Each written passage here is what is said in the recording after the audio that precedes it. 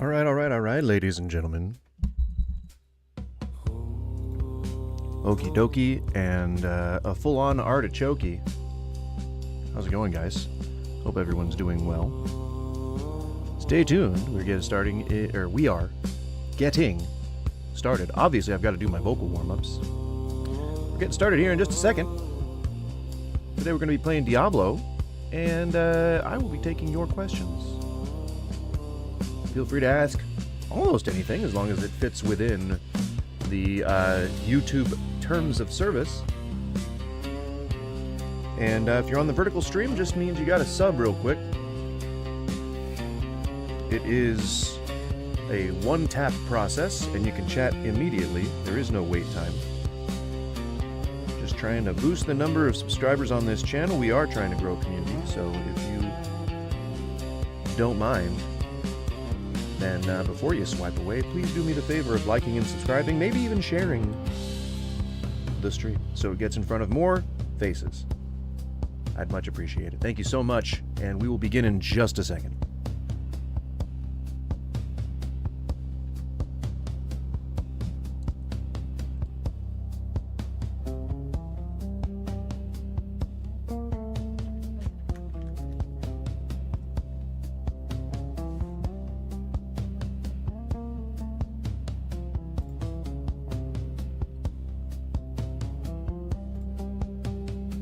Hello.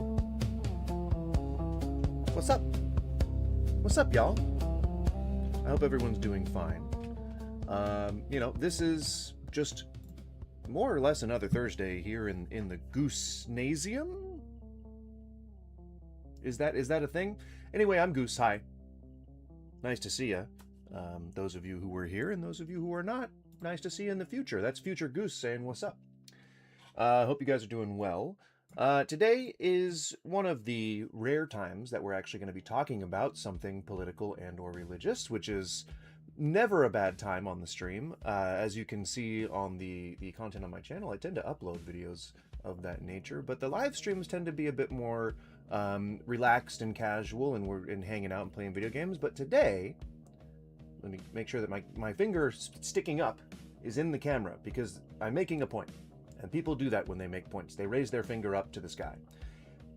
But today, we are going to be talking about anything religious and political. If you have a question for a leftist, atheist, if you just have people in your family who are only part of your echo chamber and they only ever parrot the things that you say and you only ever watch Fox News or OANN or whatever, then please feel free to ask me anything. If you are just curious about anything, something that an atheist would say, something that a political leftist would say, then please feel free. I could talk in the Rush Limbaugh voice all gosh darn day if you'd like. If it'll get people to tune in, then we will talk all day in the what Alex Jones Rush Limbaugh type feels like you've got cotton balls stuck in your jaw kind of talking that these guys are known for.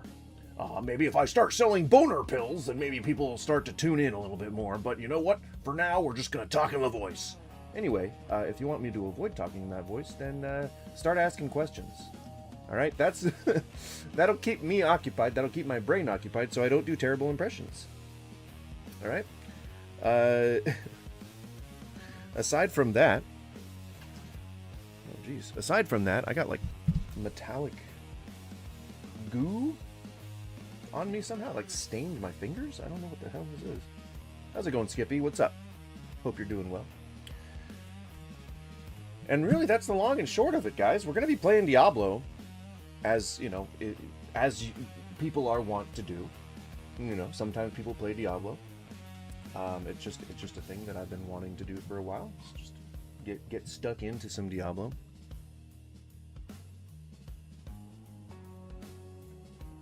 Is your community a flock? Is it a flock of geese? I think it is a flock of geese. So then I guess it would be a flock. You know, you'd be like, well, thanks for joining the flock or something. You know, I don't know. But first, actually, before we do anything, before we get into Diablo, I would love to talk just a little bit about Daredevil, Born Again Season 2. I feel like it was okay.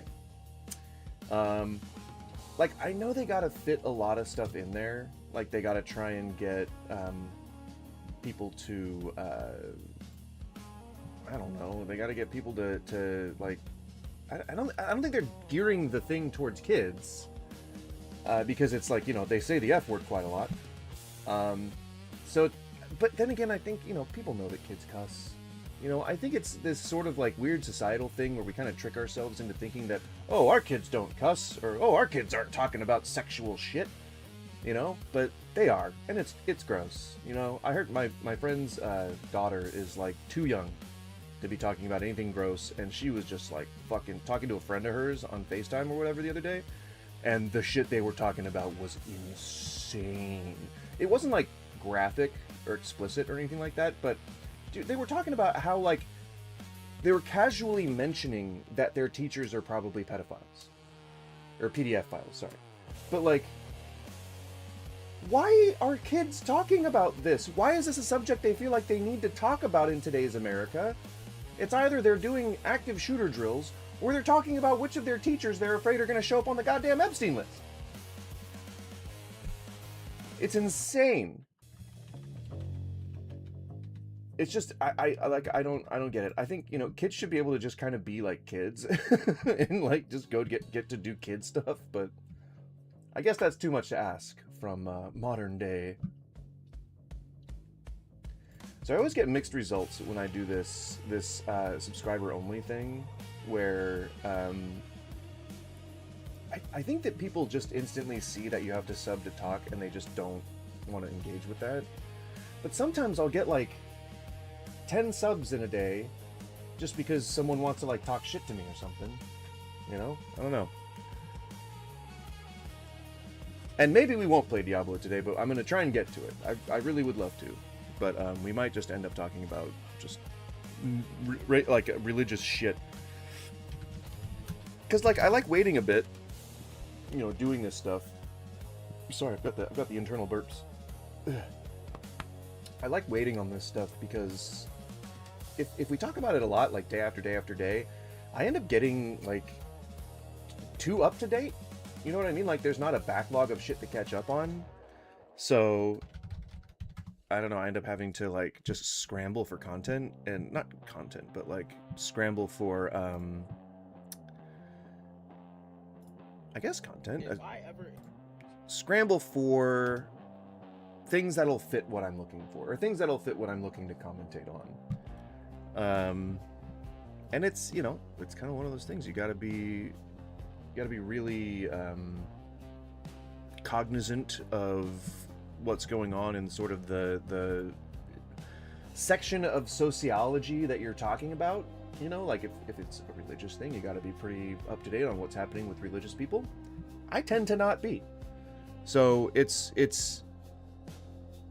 not something that you can really like I guess anticipate or something. First time I had heartburn, I thought I was having a heart attack. Me too. I honestly thought I was having a heart attack. Alright, so we're going to take these shorts and we are going to sort them by not popularity. Why would you do this to me? I want to sort them by post date. Ay, ay, ay. Alright. So let's see if I can find what I'm looking for here. Yep. I'm gonna put the mic on the other side. And again, I know that I'm gonna have to keep mentioning it throughout the stream, but if you want to chat and you don't want to have to be subbed for any amount of time, you don't have to here. I'm just trying to up those sub numbers. You just hit sub and chat and you are A-okay to talk. There's no wait time. No, I am certainly not feeding you guys at 9:35. There's no way that's gonna happen. No, sir.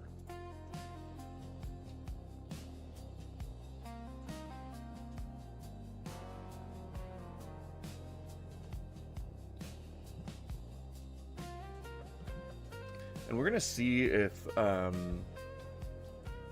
any of these are like, we're gonna play a game of Is It Satire? And you know, it might be in most cases, but we may not know until we actually see the person's account itself, which I love doing those little deep dives. Can we dance on the Daily Wire grave? I mean, do they still have their production company? Do they still have like their movie streaming service and stuff? Because if so, then like they're not really gone, and they'll probably be back in like some form or another. What's up, Tavis? How's it going?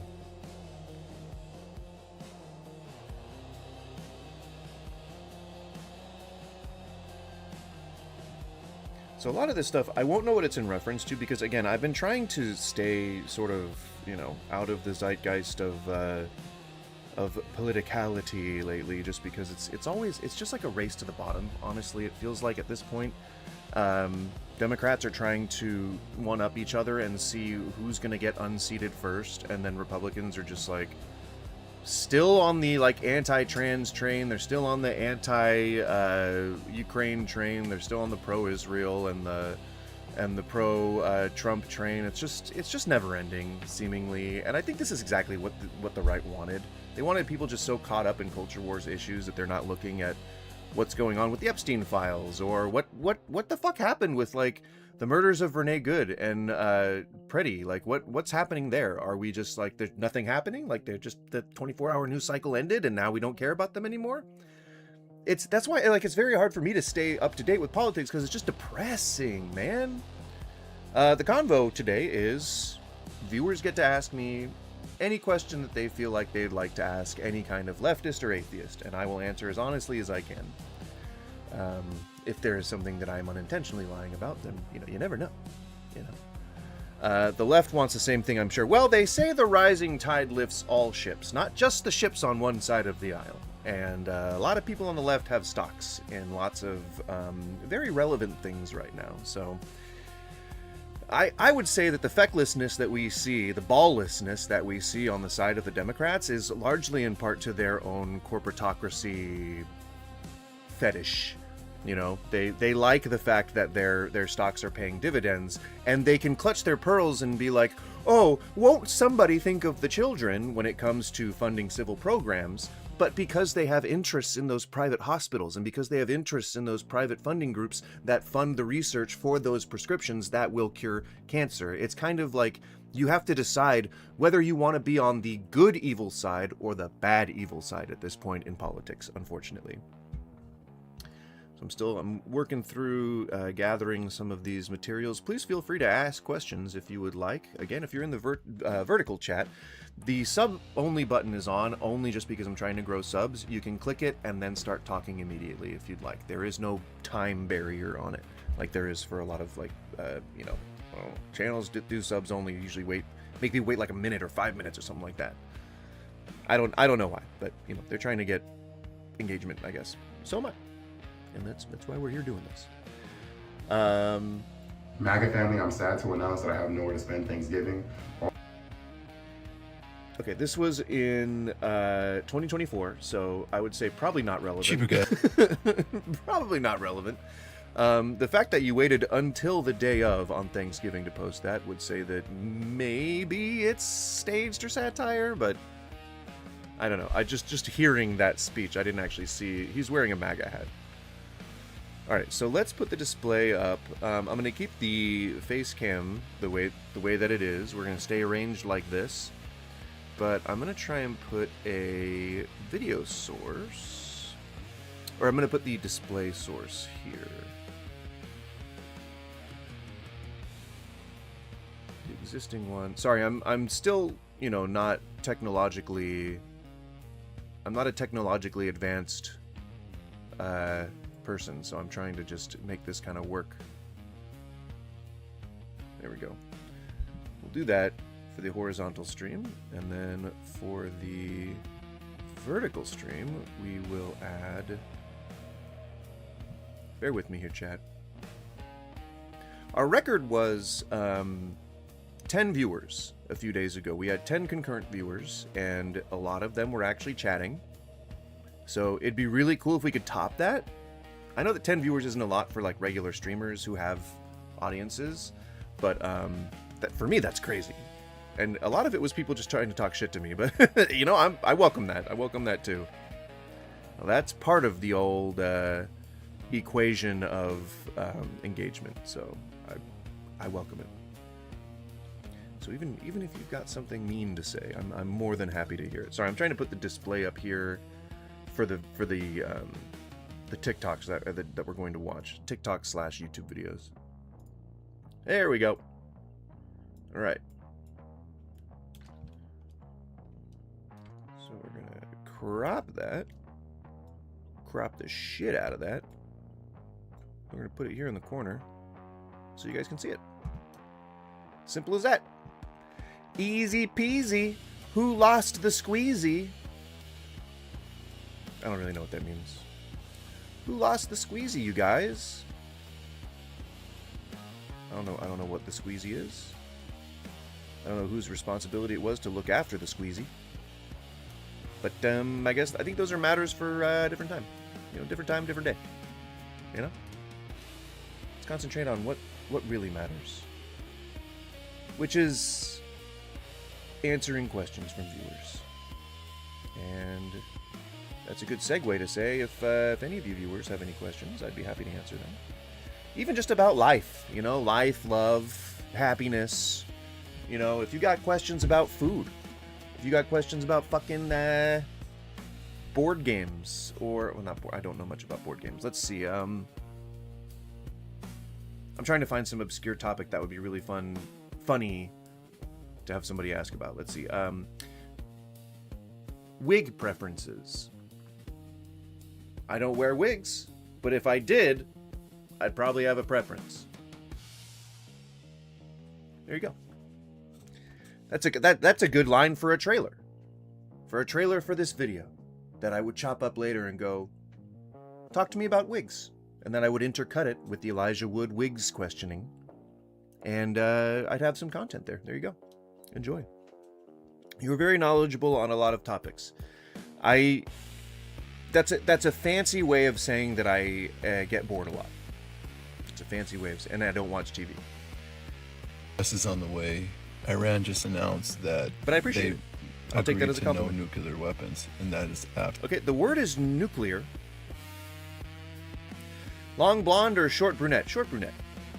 I've always been a fan. When I was single, I was always a fan of the girl next door type. You know, like the type that's going to be your best friend for 10 years, and then you're going to fall in love with some hot girl, and the hot girl's going to reject you, and then the friend's going to be like, I've been waiting here this whole time, you never noticed me in front of your face, and then you're like, oh shit, oh my god, oh, that was actually the girl that I love. You know, I'm a big fan of that particular scenario. I'm a member of the Whig Party. Isn't that bad? I don't know much about the Whigs and the Tories, but isn't that like bad? Like, don't you not want to be a Whig? Absolutely great news. Gas will come back down. Cheaper gas is on the way. Cheaper gas is on the way. We're going to break this down as we go, okay? Cheaper gas is on the way. I've seen that movie. I've seen that movie too. I think there's quite a few movies like that. So cheaper gas is on the way. There's his first point. I don't know what he's basing that on, because it doesn't seem to me like cheaper gas is going to come anytime soon, since OPEC is who makes the prices of the gas, and we don't get our oil from Iran. So if the price of oil is going up, the barrel price is going up, and the gas prices are going up, it has to do with what's happening in Iran, but because they name the price per barrel. And so if they name price per barrel, that means that they will be able to control the global price per barrel. But we buy, I think, our oil from China? I don't know where we buy our oil from. That's not important. The point is that it's OPEC that makes the regulations for what the gas price is going to be. Essentially, it's our policies that kind of make the trickle-down effect of that raising gas prices possible. And so, I mean, the crux to all issues in America, God, I really, I hate to just spell this out super simply for everybody. I know that a lot of people will disagree with me until they think about this, but this is all that has to happen in order for us to save America. The only thing that has to happen.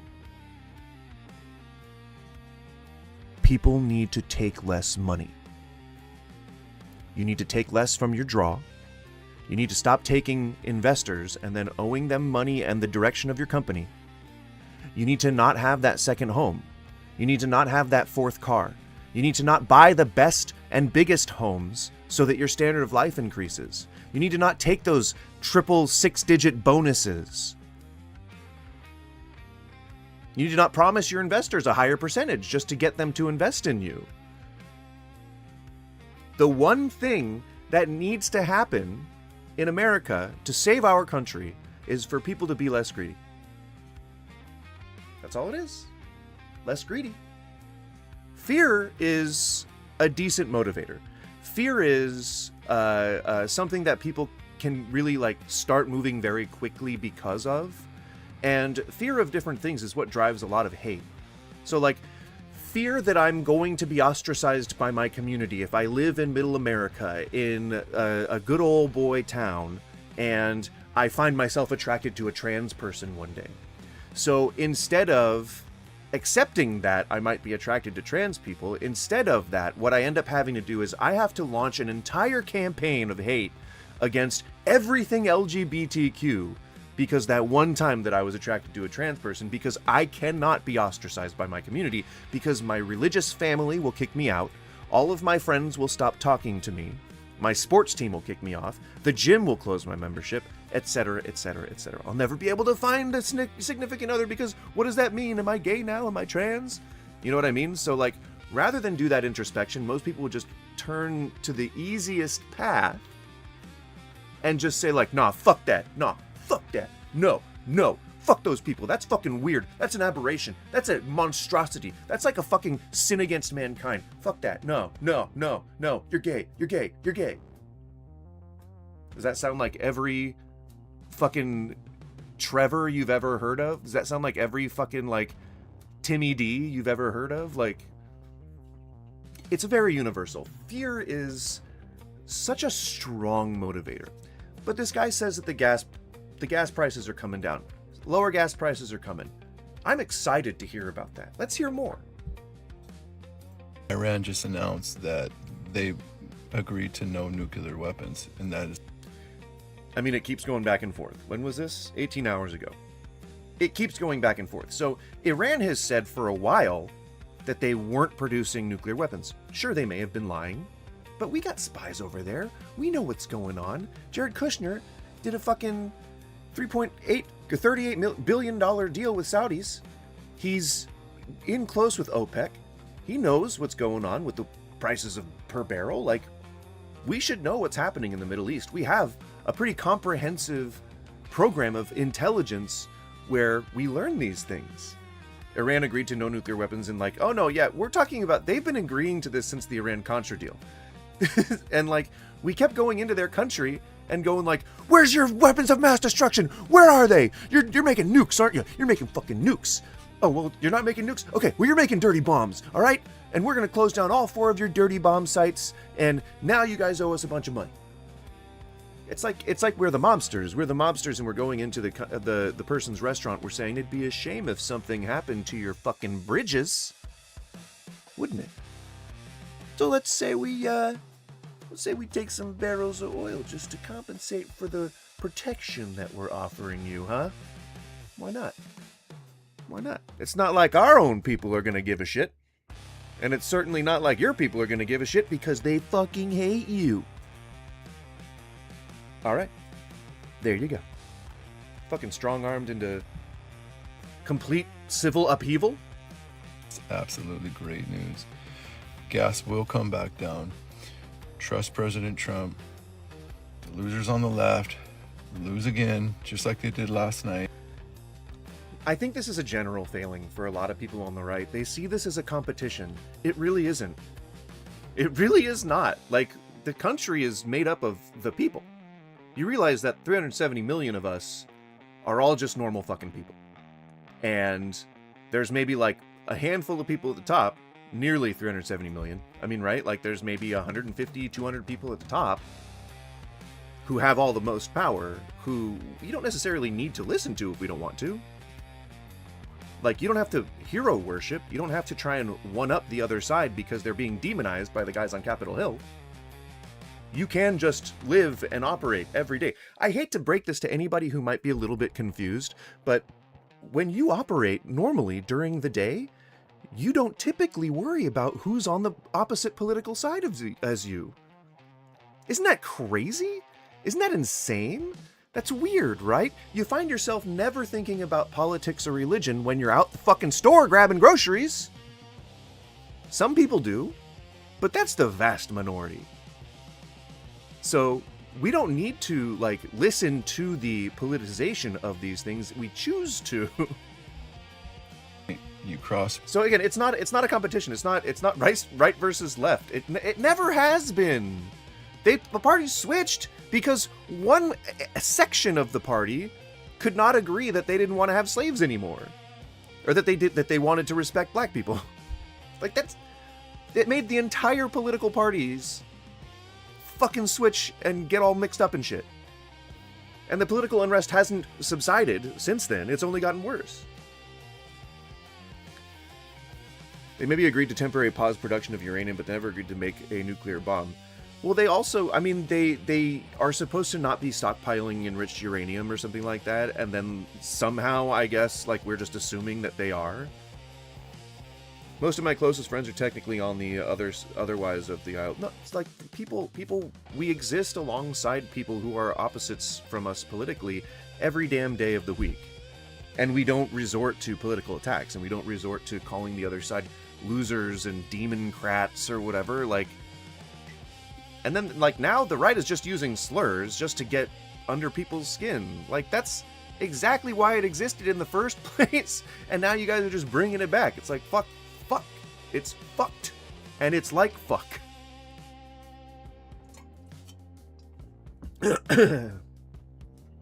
President Trump and MAGA, you F around and you find out. That doesn't mean anything. Trump is a little pussy baby. What do you think goes on during those conversations? Trump dozes off during his own war room briefings.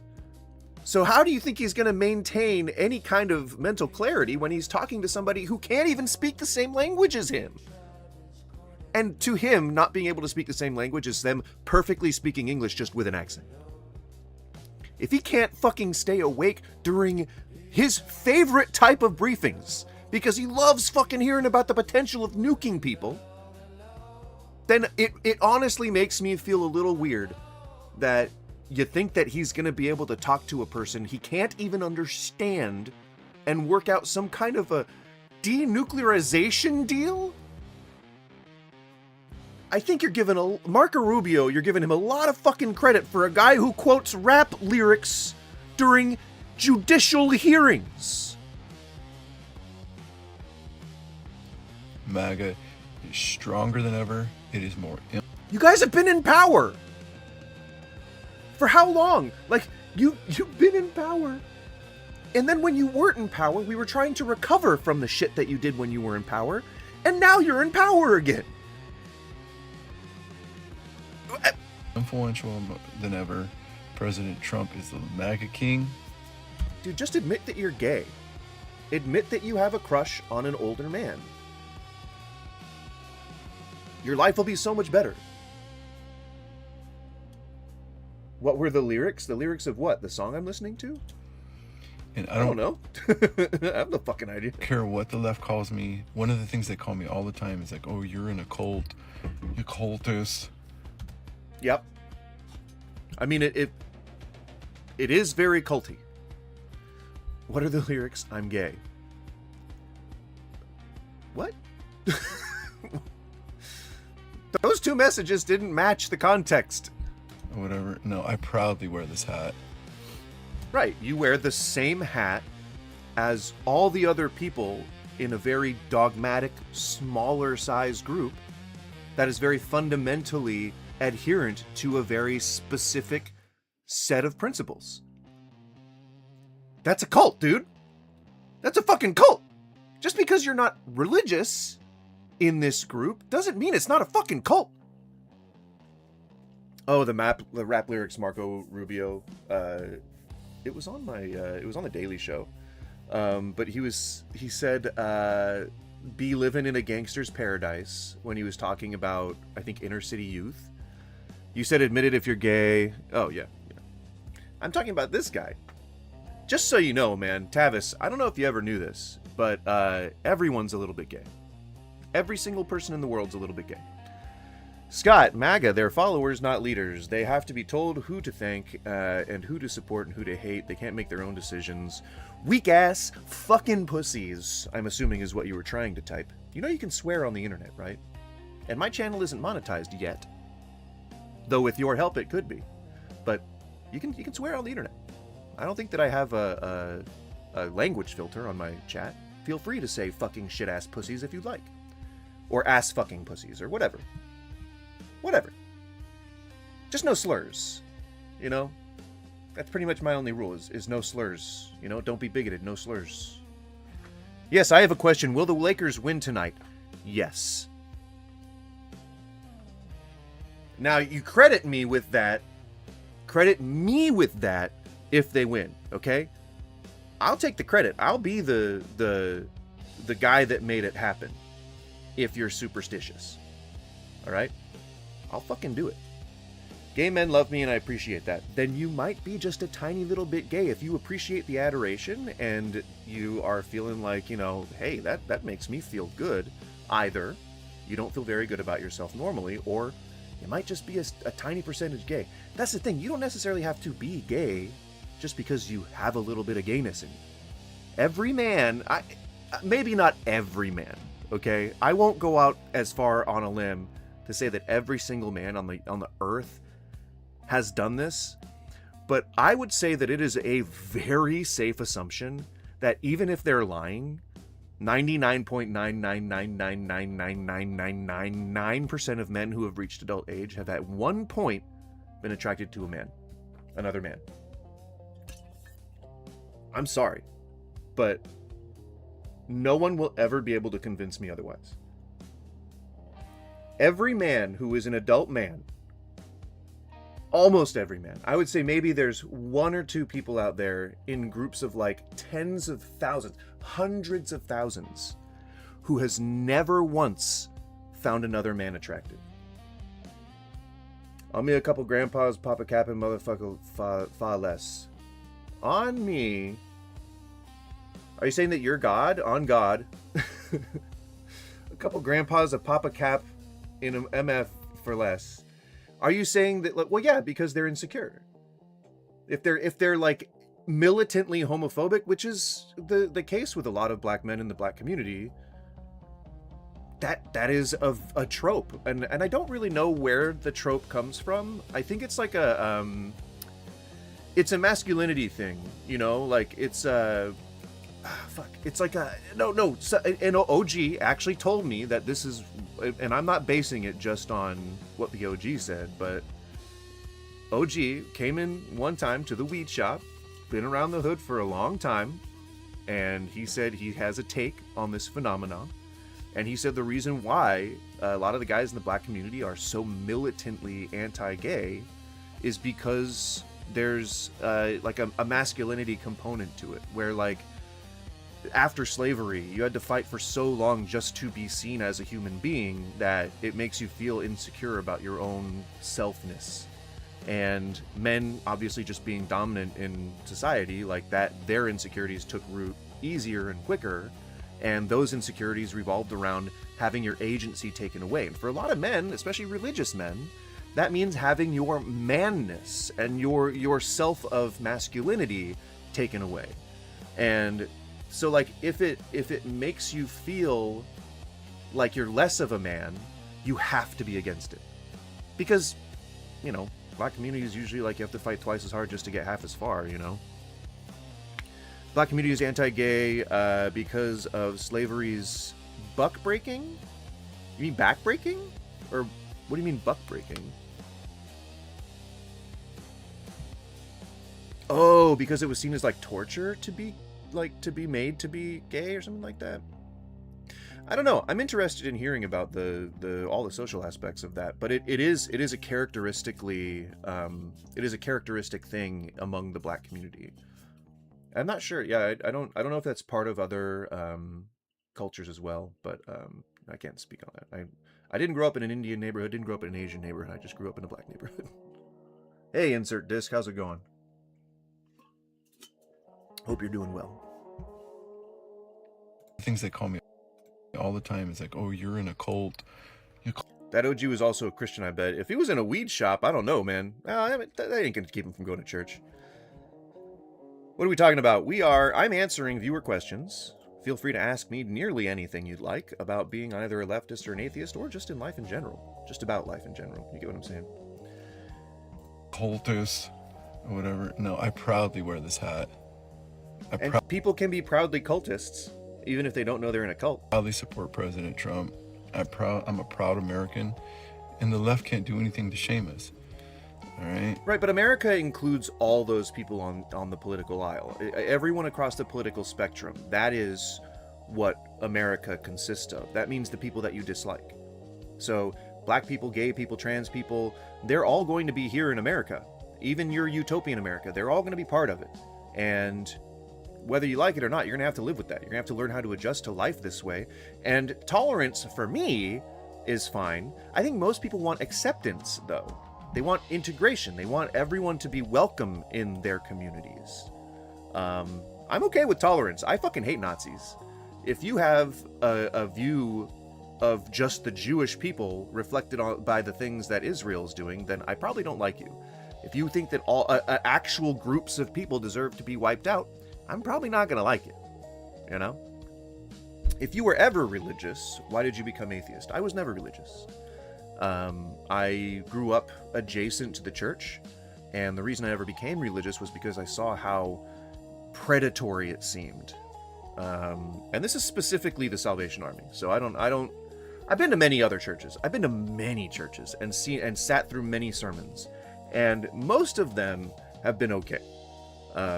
Just like kind of benign, like, you know, just love God and God will love you and be a good person and all that kind of stuff.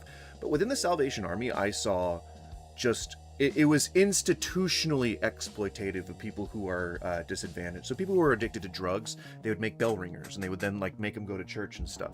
People who were addicted to alcohol, you know, they'd send them the 12 steps, which is a religious program, and they would get them converted to Christianity. Like, I saw indoctrination happening, and I'm not very happy about it. And the Salvation Army gets billions in donations. Maybe not anymore, but they used to get billions in donations just from people who I think thought that they were doing a good thing. But these guys are like representative of Christianity in America at the very least. And you know, it sucks how willingly Christians will take advantage of people when it means that they can score another one for their God. It sucks. It really sucks to see people, especially people who are like easily manipulated because they're disadvantaged and because they're like a slave to addiction or something like that. It's easy for them to replace that with another addiction, and that sometimes can be God. That's why born-agains are so militant a lot of the time. That's why they try to excuse everything or the bad things that other people do by saying like, no, that's not them. They're possessed by a demon or some shit. Biblical literalists, the born-agains, are way more biblically literal than people who grow up in the church, because to them it's just a way of life. But to a born-again, it's something that saved their life. And that's powerful. Imagine the first time that most people have sex is like in their mid-teens, right? Like somewhere between 15 and 20. That's where like most people tend to like have sex for the first time. And that's why attachment is so much of a psychological component to the first time that you have sex, that when you fall in love with the person that you first get with, that's what's happening there. You're expressing the chemicals in your brain that are telling you this feeling was really good, you got to keep chasing that. And it's the same feeling when you're saved, when your criminal record can be expunged divinely, when your evil deeds can be excused simply by giving yourself over to a higher power. All of those things are really powerful motivators, and they're really powerful when it comes to a person who is suffering from addiction in re-addicting them to something else. I saw married people of the church at single people parties and houses without their spouses as a kid all the time. Yeah, infidelity is wildly popular among religious circles because there are often policies against divorce. That's a real easy one. I went to Catholic school. One of the priests was telling women in confession that God wants them to sleep together. That's typical cult behavior. I would say that's average for both Catholicism and Christianity. People forget that, like, you know, Branch Davidians were just a sect of Christianity. The people that believed in the Hale-Bopp comet, the people who were followers of Bo and Peep, Heaven's Gate, goddamn, couldn't remember the cult. That was Christian-based. Order of the Rising Sun, Christian-based. Fuck, man. Like, there's too many people who are murdering not millions. There's too many people who are murdering people, murdering others, who stand behind Christianity specifically. It's weird, right? I'd rather be addicted to the Bible than going back to using meth. Being addicted to the Bible's fine. It's how you manifest that addiction. If you are using it to try to erase communities of gay and trans people, probably not the best investment of time. But if you're using it to improve your life and work within your community to improve the lives of others and to give charitably and to, advocate for other people having agency and freedom and liberty, then I fucking love that, man. Be addicted to the Bible all you want. Fuck. Yeah, I would actively urge people not to choose meth. I don't think anyone really needs to hear that from me, some random guy on the internet, to not choose meth. I think that's pretty inherent to to most people, you know. Your thought process is probably not going to be like, gosh, you know what I would do? What I would love to just try one time? Meth. You know? Been clean for almost 5 years. Well, congratulations, Tavis. I hope that you are feeling good these days. I hope that your situation itself has improved to the point where you don't feel like you need the drugs to continue. But then again, you know, most people are strong enough to kick the addiction, or and I know that you're never not addicted, but people who are strong enough to overcome the addiction or to put it into remission, I guess if you could use a word like that, are typically, you know, pretty strong in general. So probably strong enough to improve things in your life. No, go stomp your feet, go have your stupid ass protests, and we're gonna make this country great again. Well, the country is great because of the ability to protest. I don't know if you knew this, good sir, but we built this country on protest. We actually won the country from a monarchy through protest. So, you know, I don't think that it's weird to be frustrated that your life is getting disrupted when people block a road, but I also think that it is fair to ask why people are blocking the road in the first place. And if it's something you disagree with, then okay, that's fine. Go off. Then, you know, just talk shit about it all you want. But if it's something you agree with, like, well, we want kids to be able to eat. Okay. Well, we don't want extrajudicial killings. Oh, okay. Those are all policies that I think anyone could get on board with. So join the fucking protest. Because currently, the reason why you'd be doing a protest like this is because your government is killing people. Your government is trying to remove races from the country. They're using dog whistles to do it. They're demonizing everyone they can to do it. But that's what they're doing. And then they're shooting people in the street. So, like, I mean, I just don't think that you have to, like, you know, be against that or be against protesting or whatever in order to agree with that. I don't know. Don't block roads. I mean, yeah. I get that in the first place. But people could also say, don't have policies in your government that allow for this stuff to happen. I mean, if police are killing people in the streets and it takes blocking the roads to change the policies, then isn't that a good thing? And if it makes you 5 minutes late to your appointment, or if it makes you, I don't know, an hour late to work or whatever, like, aren't those good things? If that's what it achieves? Imagine, I don't know, imagine you're black and you don't have any rights and you're considered 3/5 of a person according to the US Constitution, and you want rights, and the government says, or your local government, they say, well, we have the right to make, you know, the laws that the people vote on, and you can start a coalition, you can get that funded, and then you can go and have a change to those laws. And the black person's like, I can't do any of that stuff. So what do you do?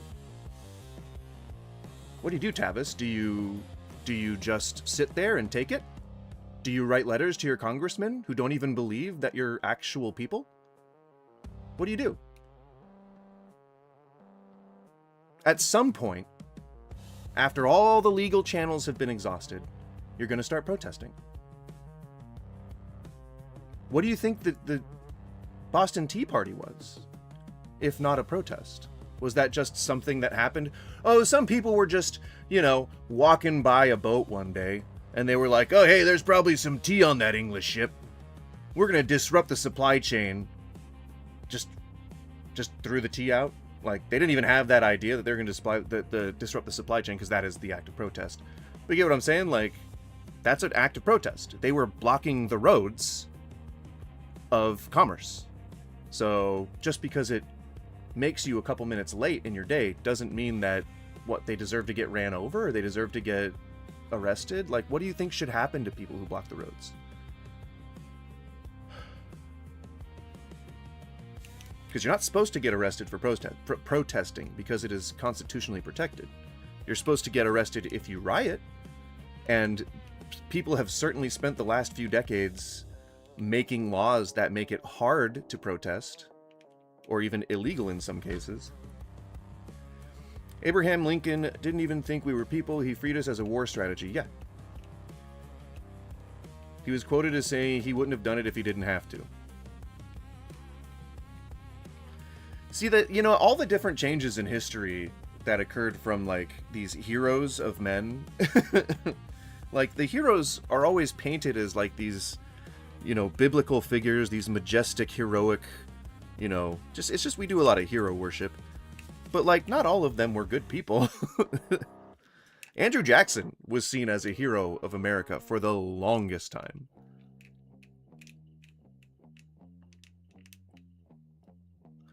I think blocking roadways is creating a danger to the public and the protesters. In a sense, I agree with you.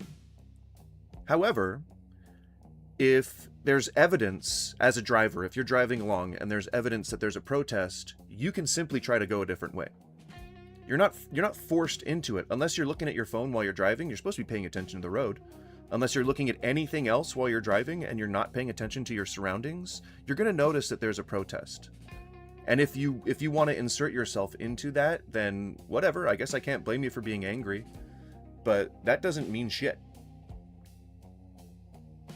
Like, it's only a safety issue for the people who might drive into you. There's no other safety issue there. Because people, I don't know if you know this, I don't know if you've ever seen a protest, but, like, people who actually do that, who block the roads, they've got spotters. They've got people who are out in front who are either helping to direct traffic or trying to create a barrier to people who are driving around, So, I agree with you that if we were OSHA and we were looking at the situation, then yes, it would present a safety risk. But if we're looking practically as people who might actually be on the ground, the only safety risk is presented by people who are on the road themselves driving. AJ was my favorite president. He hated banks more than me. I know, but he also did the Trail of Tears. He also was a big proponent of Manifest Destiny. Didn't he duel? Yeah. But again, doing cool things doesn't make you a cool person. MAGA was right, and it humbles me to say it. Then you were just MAGA in the beginning. Interrupting commerce and interrupting people's freedom of travel are two different things. If someone tries to block me from taking my child to a doctor's appointment, they're getting maced. Yeah. And if you said that out of your window to the protester, my child needs to go to a doctor's appointment, I'm trying to make sure they're safe, they would let you through. Only the most militant of Antifa would continue to block the road for something like that. And if that happens, Helmet, like, I just want to avoid that shit in the first place. I would just drive around, man. Like, I'd probably try to find some different way to get where I'm going. Like, I don't need to drive through a crowd in order to make my point. Especially if they're not like, if they're just blocking the road of one particular road and they're not preventing access from anything, I don't see a problem with it. It's also the government's fault for causing the sin in the first place. That's my point. The point is that if the violation of social norms, like killing a person in the street, wasn't a problem, then people wouldn't be blocking the road. That's where it comes from in the first place. Like, you got to ask yourself why they're doing that. They can't just let you through when traffic is backed up for miles. They can. If they're organized enough, they can. It's not possible to turn around when it's on the freeway. I mean, when other cars are stopped and creating a safety barrier, I mean, if they're going to get hit before you are, the guys behind you. So if you notice that there's an unsafe situation, you can get the fuck out of there. And if that's your only exit, I mean, this only happens like in 2 places in the country, but if that's your only exit and they're on the freeway, which isn't super often, but if that's your only exit and they're on the freeway, then you can take the next exit. See, people, like, you're not going to lose what you have in your car if you have to go around something for like 10-15 minutes. It's just that we're being inconvenienced that makes us angry, or that makes us try to rationalize our justification for getting angry. I'm sorry if that, rubs you guys the wrong way, but like, I truly believe that you need to shut the country down. You need to shut down the roadways. You need to shut down the fucking traffic signals. You need to shut down the power infrastructure. You need to shut things down, Yeah, I'm sure people blocking cars on the road are the reasonable ones in the situation. Not all the time, no, I agree with you for the most part. Like I said, if I'm looking at this conceptually, then, like, it is an unsafe situation. But if I'm also looking at it, like, just as a person who has themselves been to these protests before, like, if you are in that situation in a car, you have put yourself in that situation in a car. Maybe on purpose, maybe not. But if I was a protester and you were saying to me, like, hey, I'm sorry, I didn't know there was a protest today, I'm just trying to get to the doctor's office because my kid is sick, then I would urge people to let you through. I'd be like, hey, this guy's got a doctor's appointment, his kid's sick, please, we just need to let this guy through. And I know that you can't necessarily do that for everybody, but like, I also feel like you can just go around. And it doesn't matter, and again, it doesn't matter if the people who are doing it are reasonable or not. Like, I mean, yeah, for the most part, they're going to be reasonable people who are just out there trying to get social change to happen. So, for the most part, they're going to be reasonable people. But, also, in the same vein, like, I also feel like you can be cognizant of the stuff that's happening in your neighborhood or in your community, and you can also just go around, man. They killed MLK because he was going to block the roads in Washington for reparations, just like we gave to Israel, Germany, and Japan after WW2. That's when they killed him. I hadn't heard that before, and I was not aware if that is the motivation. I was not aware of it. I don't think I've heard enough about it to really know, I do not know the circumstances surrounding MLK's death. I don't know if they got a crystal ball or what, but my MAGA friends told me during the 2024 election that if I voted for Kamala, gas prices were going to spike, grocery prices... Hi, he's doing it. He's doing a little switcheroo here. He's doing a little bit of a switcheroo. Prices were going to go up, and we were going to be at war with the Middle East, all within 2 years. Well, I didn't listen. Yep. I voted for Kamala. It happened. Hasn't even been 2 years, and every single one of those things has happened. MAGA was right, and it humbles me to say it. Humbles me too. It humbles me to hear it, It humbles me to hear it. Gosh darn it, they were right. MAGA was right. Can you believe it? Who won the 2020 election? I'd say that President Biden was certified the winner of the 20. Nope, he won. That just means he won. He was certified and voted for it, and he got all the votes and he won. Make me a judge, because I'm going to answer that question honestly. MLK said we coming to get our check. Google it. I believe you. Unless someone disagrees with you, I believe you for now. I don't mind taking you at your word. 2020 election. You're unwilling to say he won the election. How about you, Mr. Roberts? I have the same answer as my colleague, Senator. Same answer. Right? Unwilling to just say what reality is. Totally. Yeah. The previous one. The previous nominee. The Senate did. Mr. Coons, how about you? Unwilling to accept reality. Thank you, Senator. And I have the same answer. Unwilling to say that Joe Biden. I'm more of a Malcolm X fan myself. Yeah, me too. I never have been a totally 100% supporter of civil unrest turning into violent riots. But I do acknowledge that in the past that had to happen sometimes to get the social change that they needed, and it may very well happen at some point in our history. There have been several protests in the last few years that totally blocked access to veterans' healthcare facilities. Then I would not support that, depending on the position of the protesters. If it's something that is necessary to provide life and liberty to people, then I would probably support it. And I'm sorry if that pisses you off, Helmet. I still respect you. And I respect what you're saying. Like, I agree. I don't like the civil unrest stuff. I don't like being impeded. I really would just rather, be able to do what I need to do and move freely and have agency. But there are other people who don't. And there are other people who can't necessarily go into certain neighborhoods. There are people who can't go to certain businesses, who can't patronize, community centers and have access to the resources that they need. And I guess I feel worse for them than I do than I do about my urge to get to a place on time. And I think it's just going to be a difference in brain chemistry between people who agree with that and who disagree with that. There's some of us think differently. George Motz, I fucking love George Motz. The grandfather of hamburgish cuisine. Just included a burger from the small city I live in now in his hamburger history book stuff and is now serving it at his restaurant in New York. Is this the one with the onions? Because that one's fucking delicious. Both were victims of COINTELPRO. Man, what weren't they up to, Now, that's the thing. Like, I get both sides of the argument. But I think unfortunately I'm just more in favor of the protesters than I am of my own schedule. Exigent circumstances notwithstanding. If it was an emergency, I'd expect to get through. It's the cheesy western from the Texas Tavern, which has been here since 1930 and is apparently one of, if not the earliest burger with an egg on it and cheese melted. Oh, fuck yeah, that sounds good. They still serve it there and it's only $4. Yes! Yes!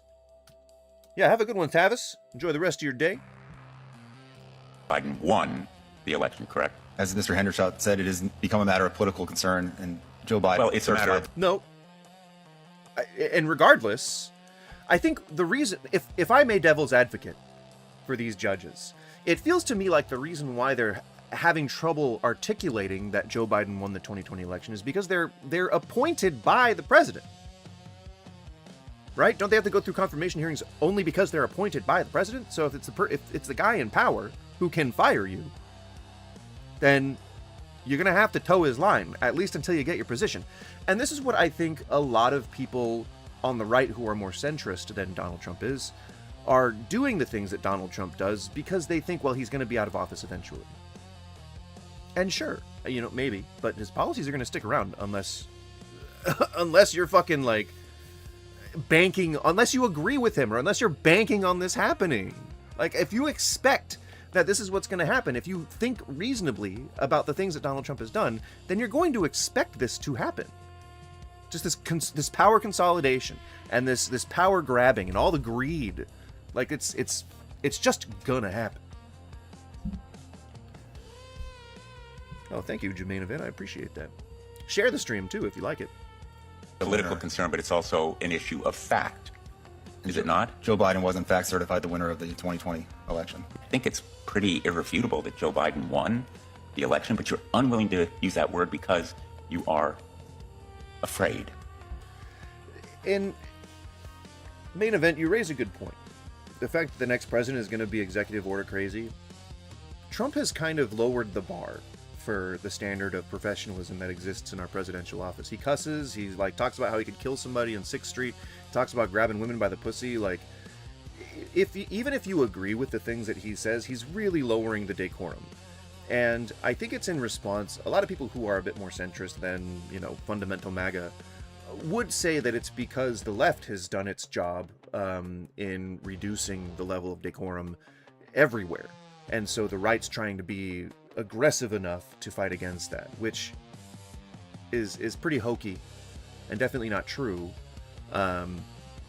We can look at the crime statistics when it comes to which side is more likely to commit sex abuse, both of children and adults. There's a very clear demographic of people who commit the most heinous crimes in society, and it is not the leftists, and it is not the atheists. But the thing that happens is they create this air of one-upsmanship, and they create this air of competition. And it's always left versus right. It's always right versus left. Well, we gotta get those demon-crats out of there. Disregarding the real solution, the fact that the rising tide lifts all ships, it creates an atmosphere of one-upsmanship where we feel like the next guy has to be even worse than the other guy. We have to now be worse than this guy. So the next guy is going to have to be the Gavin Newsom type, the guy who's going to go on Twitter and talk in all caps in the anti-Donald Trump sense and become the anti-Donald Trump. And so, we're going to get cussing in office. We're going to get, people threatening violence. We're going to get people threatening nukes as just normal presidential discourse. It used to be, we only have what is it? The only thing we have to fear is fear itself. It used to be, Mr. Gorbachev, tear down this wall. It used to be, we're going to go to the moon and this and that and the other thing.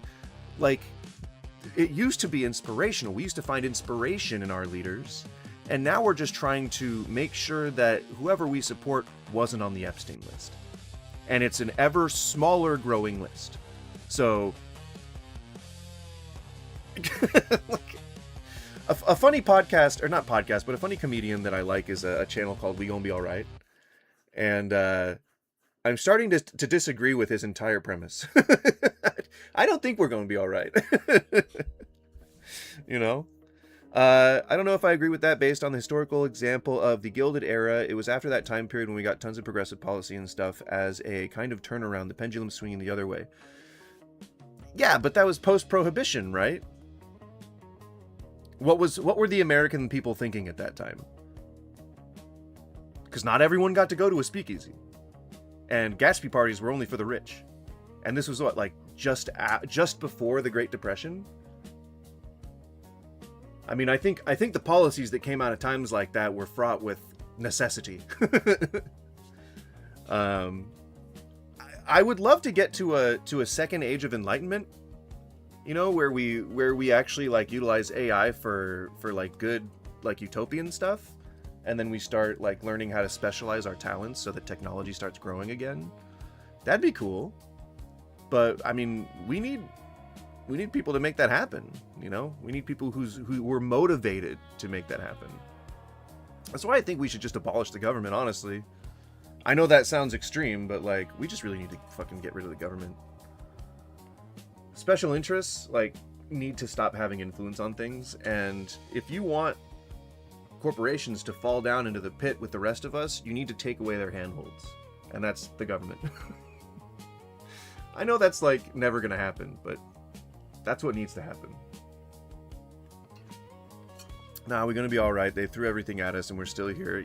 But yeah, but it's like a thing where we start here, right? And the right brings us down here, and so the left kind of has to come down here anyway to bring us back up. And so the left comes down here, but they don't have time. They've only got 8 years, roughly, if they get elected twice, to make anything happen. So they try and bring themselves up. But here's the line we started at, right? And they can try to bring things back up, and maybe they'll bring the other side back up a little bit more, still below the line we started. And it's getting worse and worse each time. The right keeps bringing us down back to conservation of the old making America great, when people didn't have rights, when people weren't able to get married, shit like that. You're right on that, Goose, yeah. special interests are like what are killing us. There's getting the EPA's restrictions lifted. That's what's getting the OSHA restrictions lifted, and creating bad worker safety. So people have to go into these plants and do these special investigations, and then release them on news networks, and then those places get afraid that they're going to be taken down. So then they have these like billion-dollar lobbyists go in and get Congress to remove even more restrictions and package them in these deals. They're called riders. I don't know if you guys knew that, but when special interests put their own policies onto law documents, it's called a rider. And so if you ever hear someone in like a governmental procedural or like House of Cards or something like that, don't watch that, by the way. Don't support Kevin Spacey's work. But if you ever see something like that, like a political drama, and they're saying like, oh, you remember you wanted that rider in the next bill for this so-and-so, that's them wheeling and dealing. That's them like doing fucking, that's why they back channel deals. They accused Biden of all this, but every president has done it to some extent. If you have power, if you have any kind of power, you will be corrupted. That is just plain and simple. That's why I believe that all politicians should be selected from a random lottery. A truly random lottery. And it's framed to make it legit. We don't exactly like they do. Yeah, I know. And they then only pay the 3% taxes. And they then, exploit cheap labor, and people who run small businesses get arrested for it and fined, and they get their businesses taken away. It's unfair. They call it a corporatocracy for a reason. They're the guys that make the rules. They write the history, they make the rules, and it's whoever's popular or in power at the time that they capitulate to, but only on the surface. All of these policies benefit them. And if you think that corporations are different, they're not. Disney may have LGBTQ representation, but they're still taking your money, and they're still putting it in there, and they're still hoarding it, and they're still passing around the same child companies that were sold to them by the other two organizations that own everything else. It's just rich people passing money back and forth. That's all our country is. That's all commerce is. And that's all it will ever be until we actually shut things down and make a change. Your shirt makes me think of Keith David. I know. That's why I wanted it. It makes me think of Goliath. But this would be Brooklyn? This would be the guy with the snout. This would be that guy. The guy on the back of my shirt is somebody else. That would be. That's more like Mephisto from Fantasia. I can't see his face very well.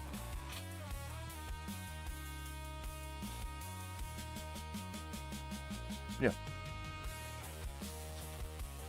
But yeah, that's cool shit. I love is it Blue Ice or blue can't really see it, can you? Oh, that might be backward for you. But that's the company that makes them. They make a lot of this shit. Like any of the shirts that you see that I wear that have like dragons or like skeleton wizards or shit, it's always them. Blue Steel, I think it is. No, Blue Steel is the look that Zoolander does. Blue Ice? Something like that. It's a good company. They do good stuff. You are afraid. That was brilliant, and that is how everyone in Congress should talk to these people. Don't bother calling them liars. Don't bother calling them bad or... True. Thank you, Mama Work. In order to make America great and glorious again, I am tonight announcing my candidacy for President of the United States. Welcome to Hannity, and this is a Fox News alert. Today, the former President of the United States, Donald J. So this is a sizzle reel of, I guess, Trump's accomplishments?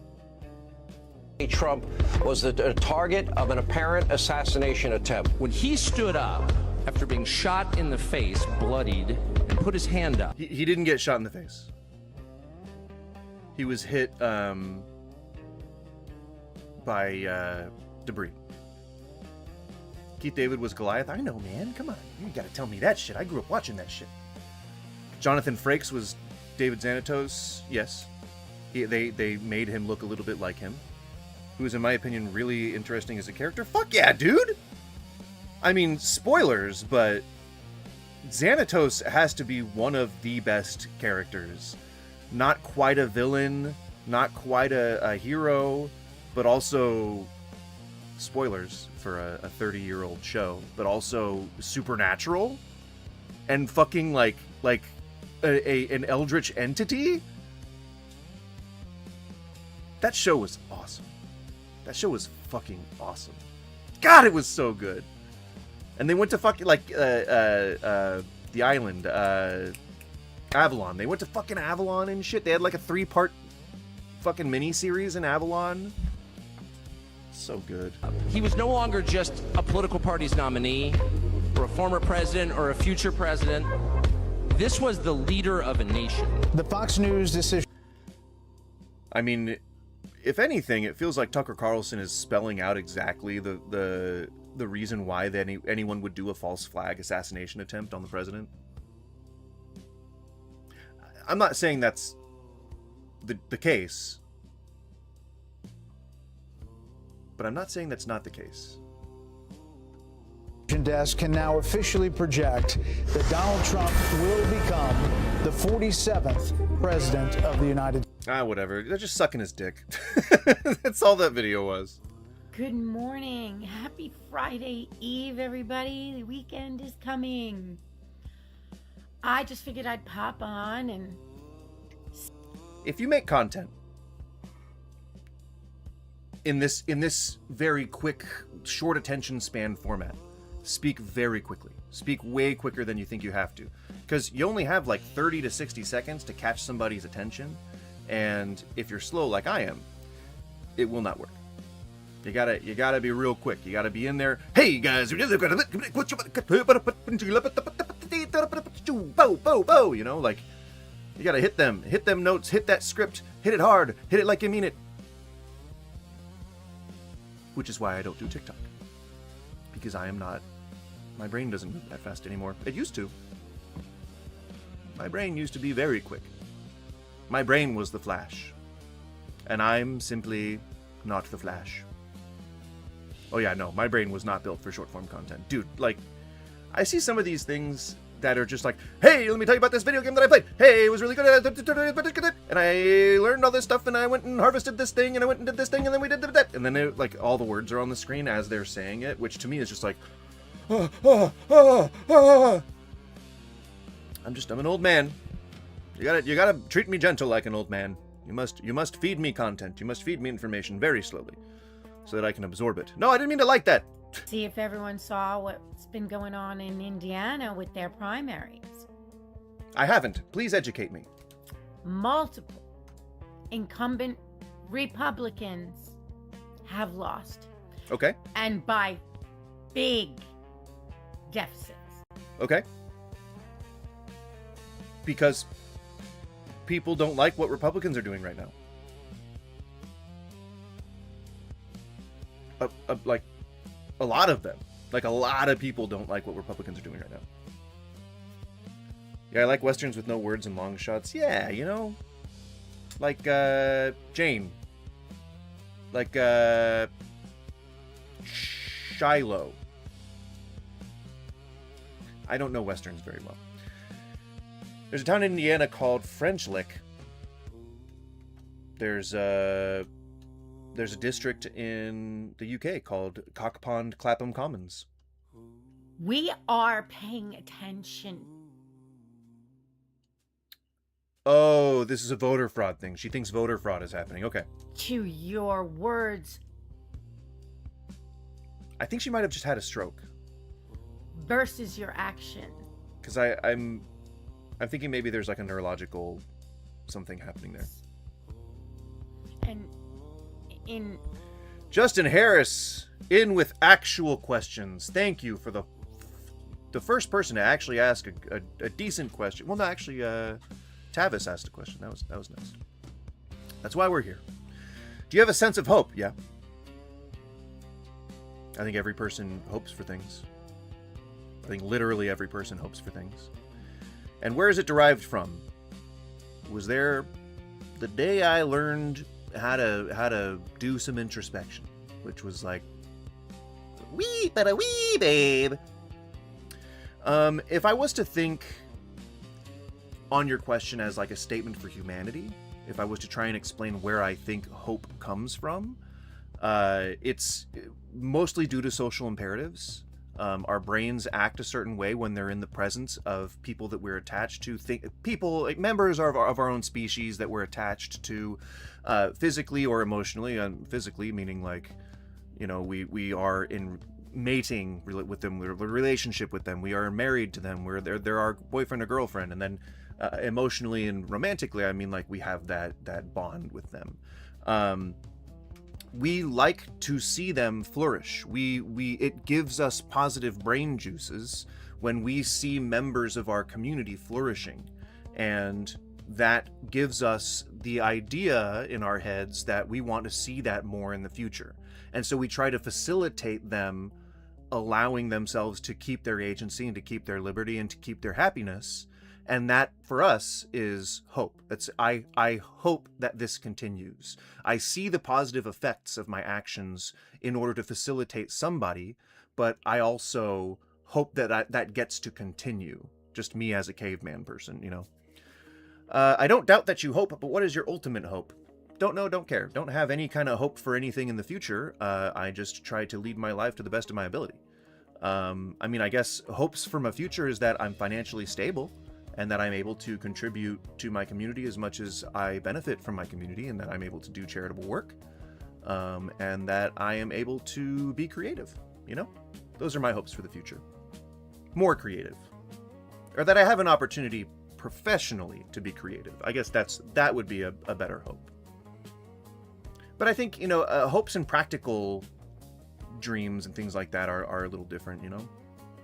I have hope for the future because longer form fiction novels are starting to become very popular again. Are they? I haven't noticed that, but I guess I haven't been paying attention.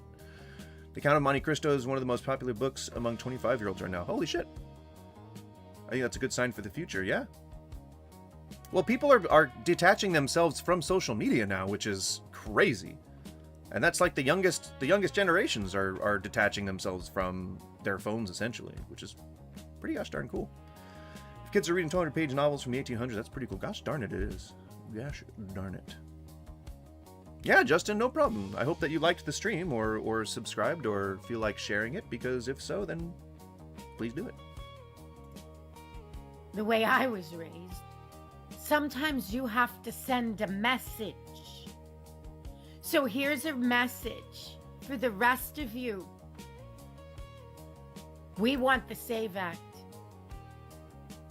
If you like your cushy little job, you should listen to the people who pay your salary. Indirectly. I mean, that's like one of those things where if you try to go into somebody's office and like into their chambers while they're doing their job and you're like, I pay your salary, they would have at least 10 ways to tell you that you do not pay their salary. And if you didn't vote for them, you probably are unapprovingly paying for their salary. Trump is your daddy.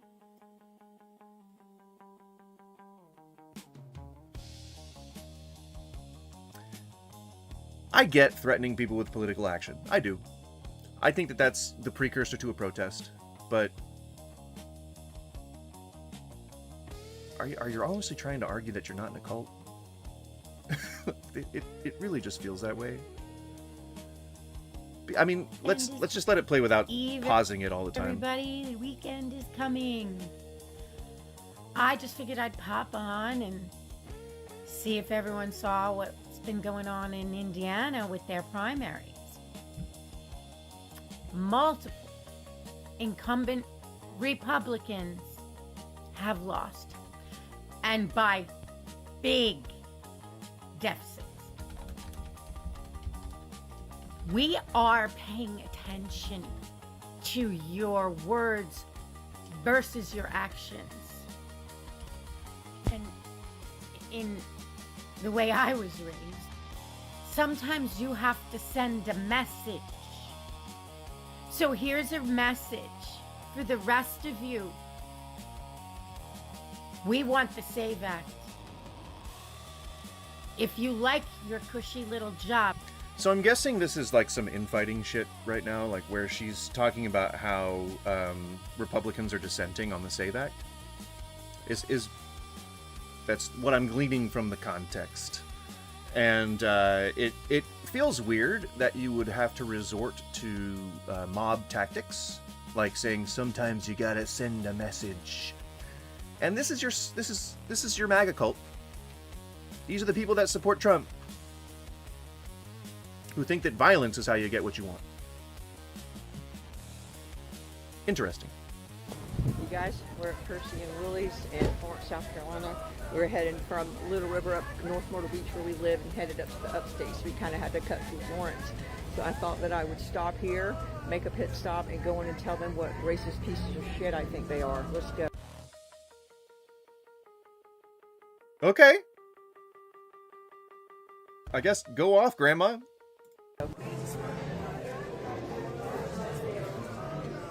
Is there something that's happening with Percy and Willie's that I don't know about? Did they do something to piss off the elders? Don't do this. Oh my god, you guys. If you're ever out and about in the wild and you know of a company that is doing racist things, you don't go into their workers and tell their workers how racist they are. Maybe that's not what's happening here. I don't know the context, but it seems like, yeah, this is America. You know that. I'm so confused, but whatever.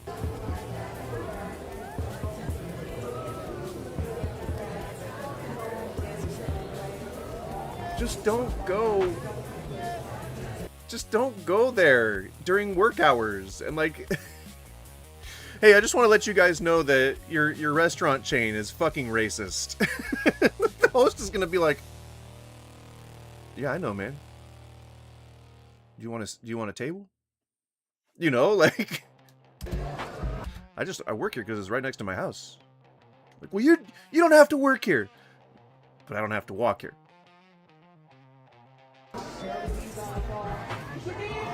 You see? Do you see the host?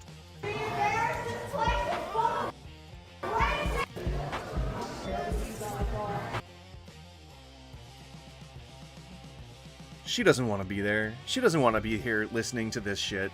Like, she's working for, like, under the minimum wage. I would guess that South Carolina is one of the tax-exempt states where you have to, like, make tips to live. Like, just look at the face. Oh my god.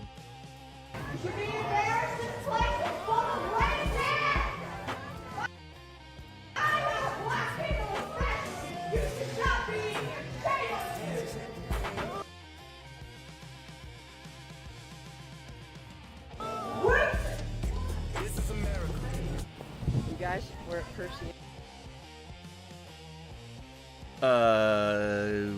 What? I just want to let you know that everybody in here is a racist. You black people, you shouldn't even be in here.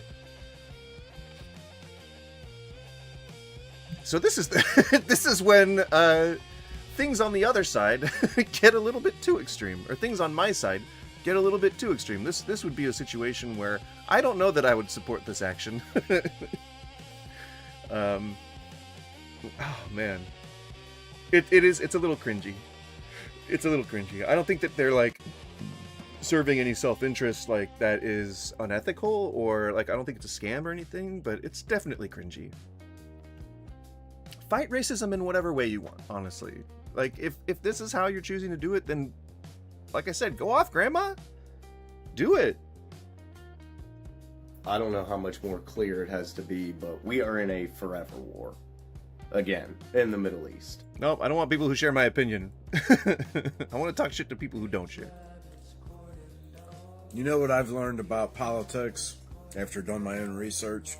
I'm guessing vote Democrat is probably meaning that, you know, he's agreeing with me, but you never know. I worked at Walgreens and people would complain about the company to me. Yeah, dude, like don't do that. He's not the one that's controlling the policy. The guy at the cash register. I don't think I've ever read The Forever War, but it sounds good. The title sounds good. Makes it sound good. Yeah, I think when the extent of your job description is, helpfully and efficiently serve customers, I don't think you need to be worried about what your fucking parent company's doing. Like, you shouldn't be made aware of it by customers, and you certainly don't give a shit if it's in your handbook. Learned that the Democrats, they like more government. They like to invent new taxes. They like to raise taxes.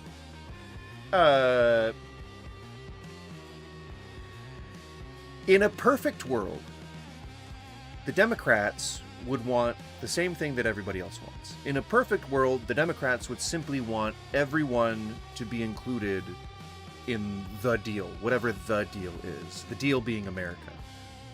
If there's a policy that restricts people from doing something, then they would implement a policy that allows them to do it. You know, and let's, if they disagree with it, you know what I'm saying? Like, let's say that you made a policy banning gay people from public spaces. Then they would make a law that says gay people are now allowed in public spaces. You know what I'm saying? So in that respect, yes, the Democrats are all for big government. When it comes to paying your taxes, if people who make more than others are not paying their fair share, then yes, there would have to be a law that says, well, you need to pay your fair share. If we are forcing other people to do it.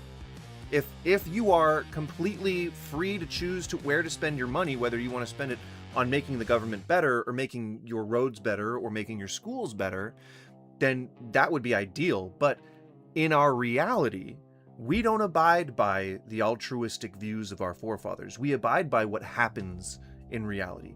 And people make laws, they pass policies through local government, through federal government, that restrict other people's freedoms.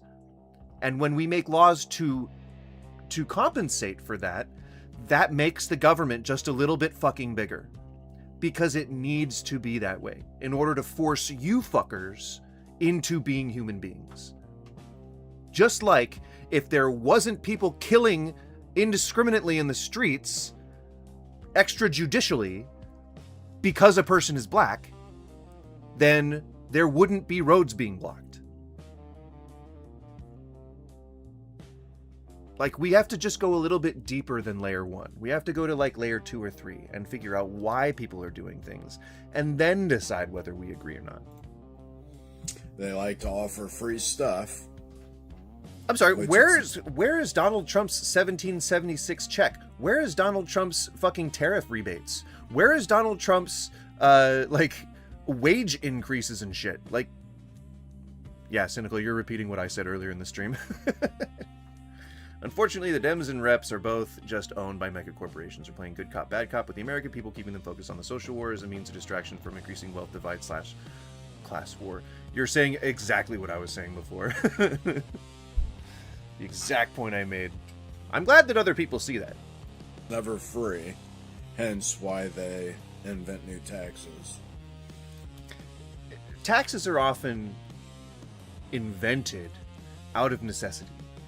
So if there's a section of our community, like kids, who aren't eating all the time, you know, who don't get 3 squares a day and who aren't, you know, getting the nutrition that they need, then a law may need to be passed that allows them to do that, but also a tax can be passed that funds that happening. Yes, there are definitely taxes that we should not be paying, like government salaries for one. If you're going to make money through stocks, then let that be your only source of income. I don't want my tax dollars going to you. You already get too much money as it is. If we didn't see the thing about all these like Democrats want big government and stuff like that. If we didn't need the fucking policies, they wouldn't have passed the fucking laws. But we need the policies, so they pass the fucking laws because most people can't get their heads fucking on straight. And the Republicans are the complete opposite. They want less government, less tax. Which means less oversight. Taxes. Less taxes, which means shittier roads, schools, and hospitals. And you think all U.S. citizens would agree with that?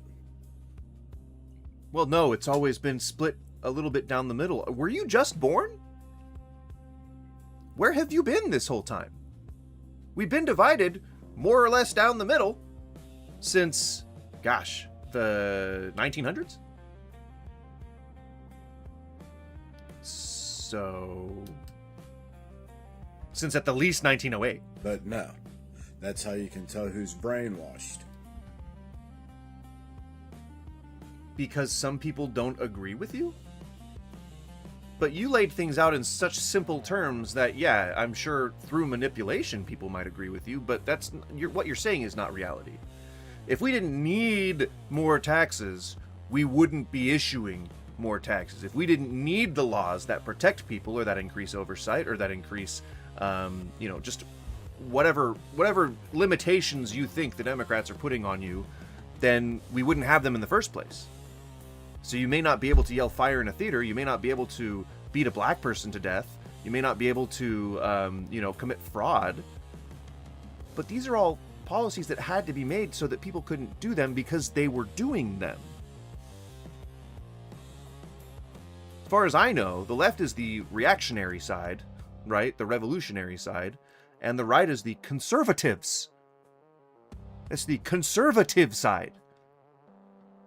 Very proactive in trying to limit people's freedoms. We have some news this morning. Those inside MAGA, like Marjorie Taylor Greene, are now spreading this false narrative on social media that ivermectin, vitamin D, and zinc are cures to the hantavirus, or that it works against it. And I'm highlighting this because I actually received a number of messages from... So Donald Trump posted... No! We have some news this morning. If it works for COVID, it works for hantavirus. All right? You goddamn woke-ass Democrats. Don't you fucking... Reactionary is the opposite of revolutionary. I know, I was making a fucking joke.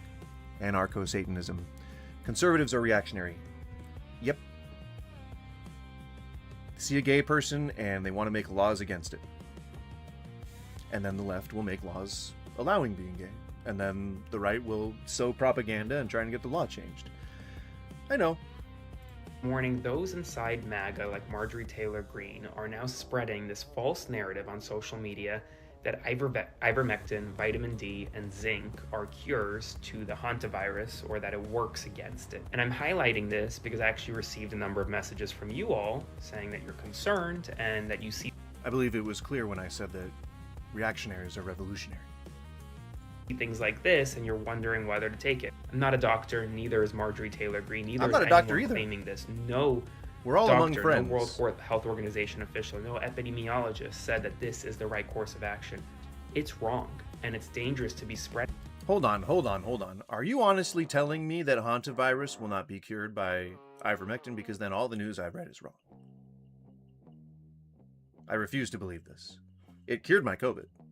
And my worms. Also, I'm a horse. I don't know if you knew that. Things like this. It's important not to take health advice from politicians. Now, I also do want to emphasize... Ah, come on! RFK hasn't steered me wrong yet. That the World Health Organization and officials across the world are once again emphasizing that transmission of this virus from human to human is very unlikely. It is hard. He said trans, so I can't listen to him anymore if I'm going to be a good righty. Whoa! Is this Fuck yeah. Guys, tell me honestly, is this AI? Let everyone say fuck you, Trump supporters. Y'all bitches ain't worth shit. We'll fight till your daddy is no more.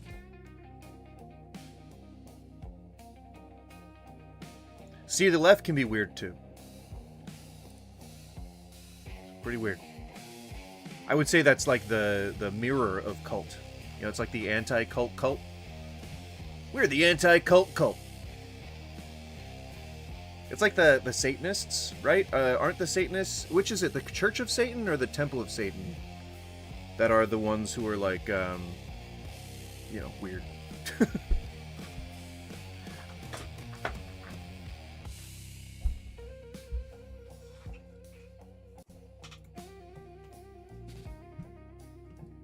I'm trying to find people that support MAGA.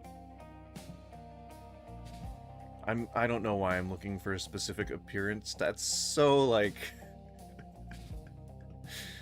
I feel like I'm typecasting people. Temple, okay, yeah, thank you. And if you're just coming in on the vertical feed, we've got a few spikes of viewers, so keep it coming, I guess.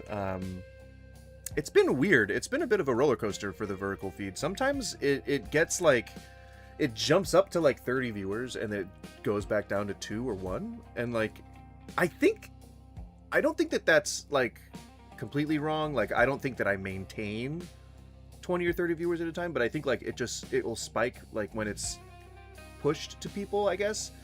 Because YouTube, whatever, like they use whatever language they use, which I don't understand, but they say that they push it to audiences when you first start streaming, and then if they respond to it, then they'll continue pushing it to other audiences. But I don't know how all that shit works. Finding magas is hard, especially live streams. I usually have to go through a sea of AI Christian worship song streams. Found you looking for maga streamers to mess with. It's difficult finding my my material for things, but it's the short attention span thing. People with lesser intelligence, or at least less represented intelligence, tend to have shorter attention spans because they get tired of looking at the same thing, because to them they're not being stimulated. And so for me, if I'm doing informative stuff, or if I'm reacting to stuff that other people have done, like it's recycling essentially content for me to use, for me to comment on. And that's not like stimulating to a lot of people, you know? It's cool we got rated by Dreaded GM last Saturday. Yeah, I knew that there was some prestige to that, but I don't know the I don't have a frame of reference for the people in the community. So I was like, I don't know what level of enthusiasm to show, you know? It's been a long time creator in the TTRPG scene. That's cool. Hell yeah. I love that. I'll be able to stream on Saturday, if we're doing a session on Saturday. But I'll be able to stream that finally. I think I've actually gotten like some ideas for my setup. I think it's gonna be okay, because now I think I've gotten the hang of my character. Before it was like, what the fuck am I doing? But no, I think I actually like finally got a hang of him now. Definitely was a weird adjustment getting used to the how to play an investigator, and I still have not used Spin a Tail as much as I would like. And I would love to RP more of the devising a stratagem thing, because I think that can include some pretty fun moments of just like us trying to strategize things together and like trying to make a plan for how to attack. But yeah, I gotta get going on you know, making it into a stream, because I think that like people like watching that kind of shit, you know. You were definitely top DPS in that last fight. Because I kept plugging him, I kept shooting him. I didn't want to do anything creative. I just wanted him to go down. Just die already! I can't be the only one that feels like a hostage to their own government. Having to watch everything unfold with our arms crossed, unable to do something, and the ones who can't. Do you see the hearts? Yes, I do, main event. Thank you very much for the hearts. I do see them. I occasionally do see the little emojis popping up on the little, like, I don't know what that is. The little emoji thing? Like, I just clicked one right now. Invite the guy who cries over D&D to be your DM. No. No. Can actually. He's probably dealing with, probably getting sued. Do something. Won't grow a pair or get a spine. I'm not ready for hantavirus. I still have PTSD from wearing an N95 for a 12-hour period, and I don't want hantavirus. I certainly don't, and it's way deadlier than COVID. people so selfish that would choose And it spreads through the air too. Like, it's scary. not to wear a damn mask just to go to the damn store. I'm frustrated. I'm not ready. Let's be honest. If you're not up to date on like your 6 vaccinations, you probably should still be wearing a mask. I don't. I'm definitely a do as I say, not as I do example on this, but people who are still COVID conscious are really doing the Lord's work. Because COVID's still around, man. People get COVID like constantly. You do D&D on stream? I'm going to be. Pathfinder. I don't know. Do people say D&D when they mean Pathfinder?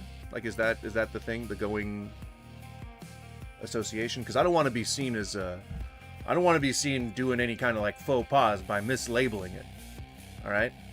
But to common company, I just say D&D most of the time. But yeah, Saturday might be doing it if we are having a session, then yeah. And I'm exhausted just thinking about it. Mind you, the administration we have right now is even worse That's right, Skippy. You don't have to worry about it if you never leave your house. than the one we had at COVID.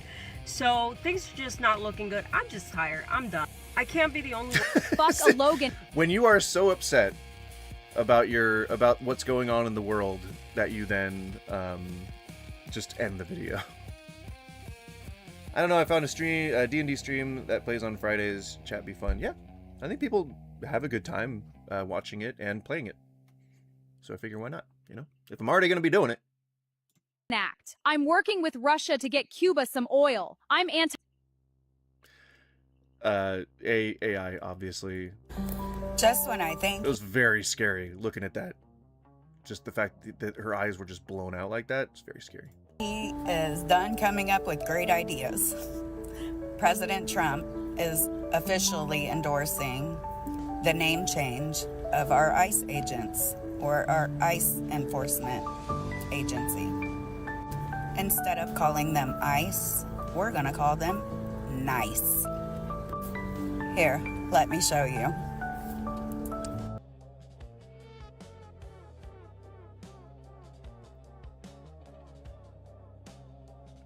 You could just stop killing people. So, I don't know about you guys, but this is what I voted for. So, what do you think? Do you think that this would be good for the agency itself and for the officers involved? No. That has to be a particularly insane take to mine ear. Oh boy, it's not ICE's name that people are upset about. It's the fact that ICE agents extrajudicially murdered more than 3 people. I'm thinking that there were like 4 cases, but there's at least 3 cases where they murdered innocent Americans. Whether you agree or not with what they're doing, that's still a bad thing. So no, it's not their name that makes people not like them.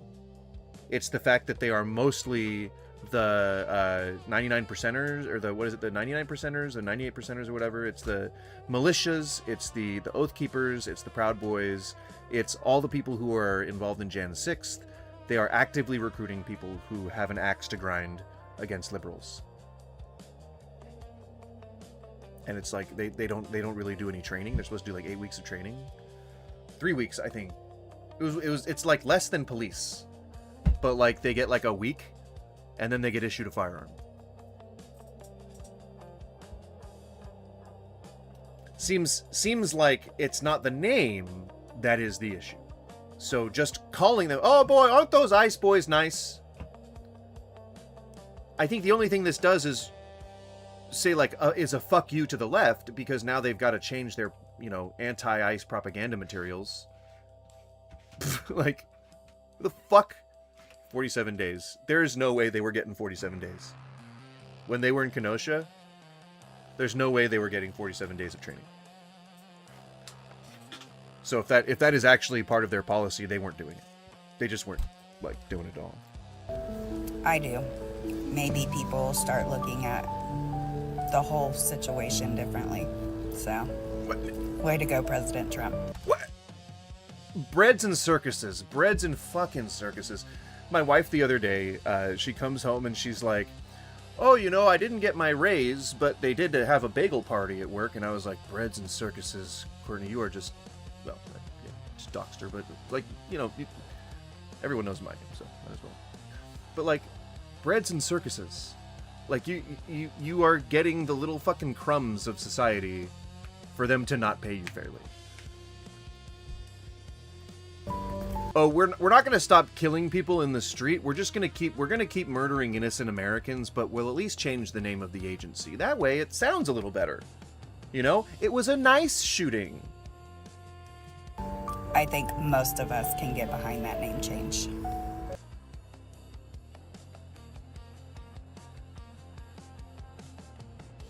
Are you fucking stupid?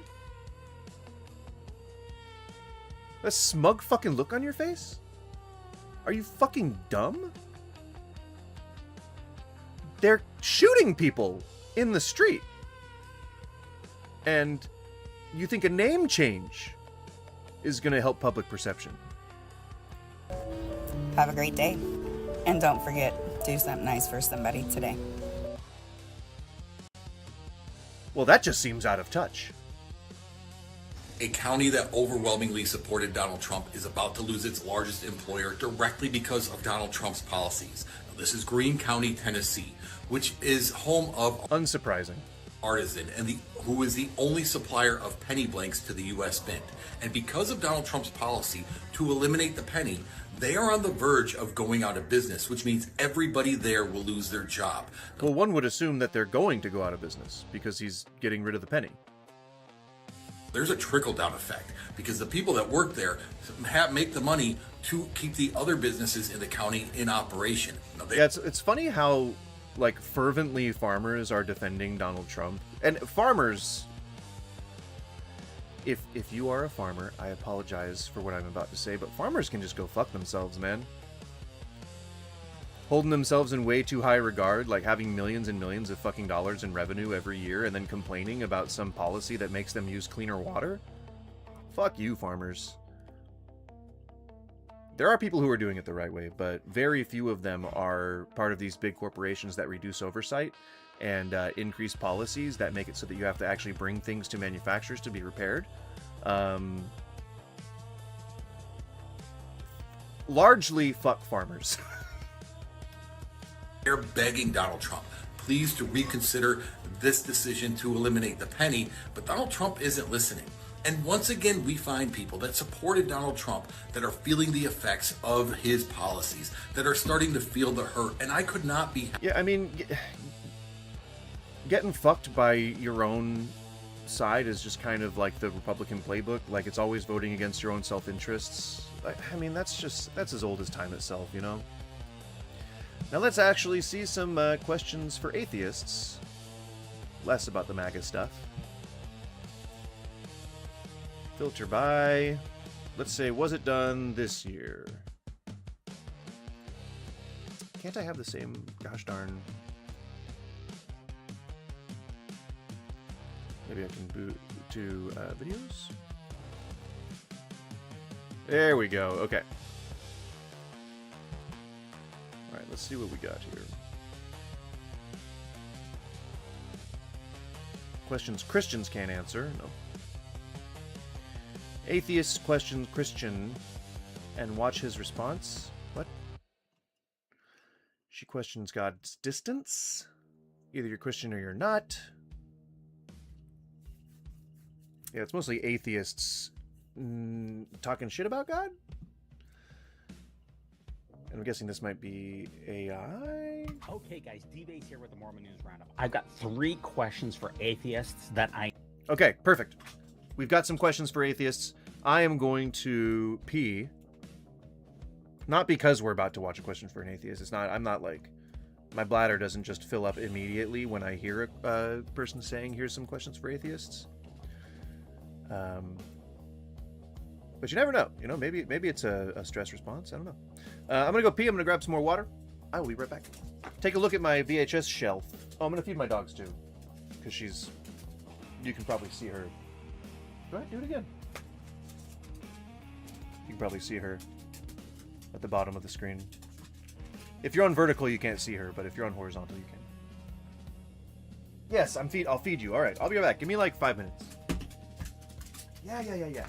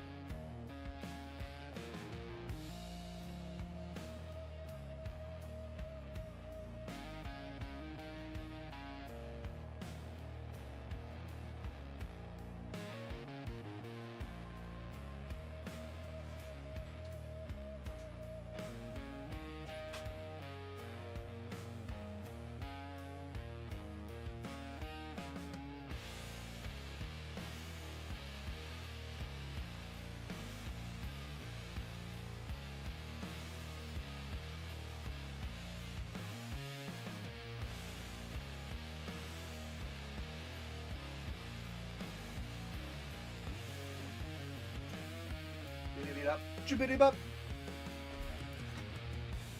All right. Guys, if you're just joining us, we're talking today about, well, pretty much anything political and religious. I'm taking viewer questions.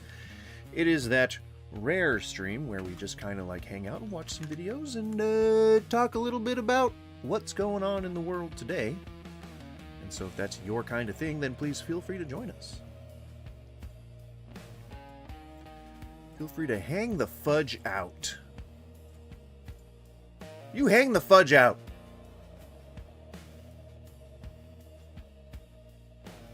Changing my thumbnail because we did not end up playing Diablo today. We probably will not get to it.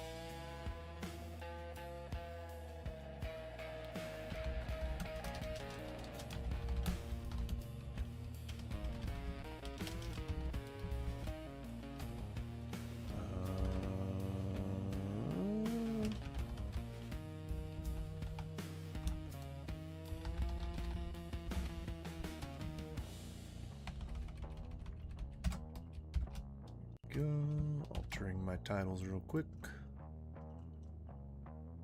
Do it every now and again, you know, try to switch it up.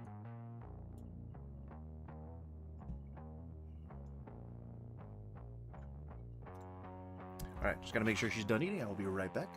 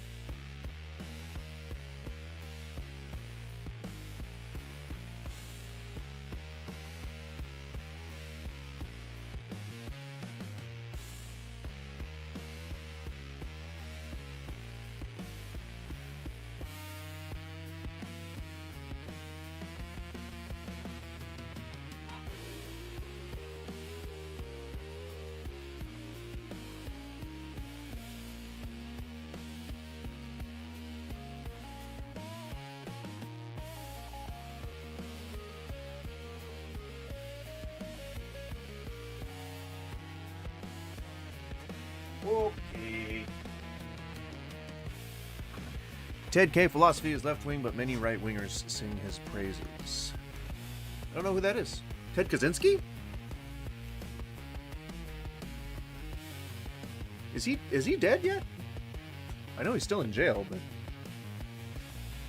is he still alive?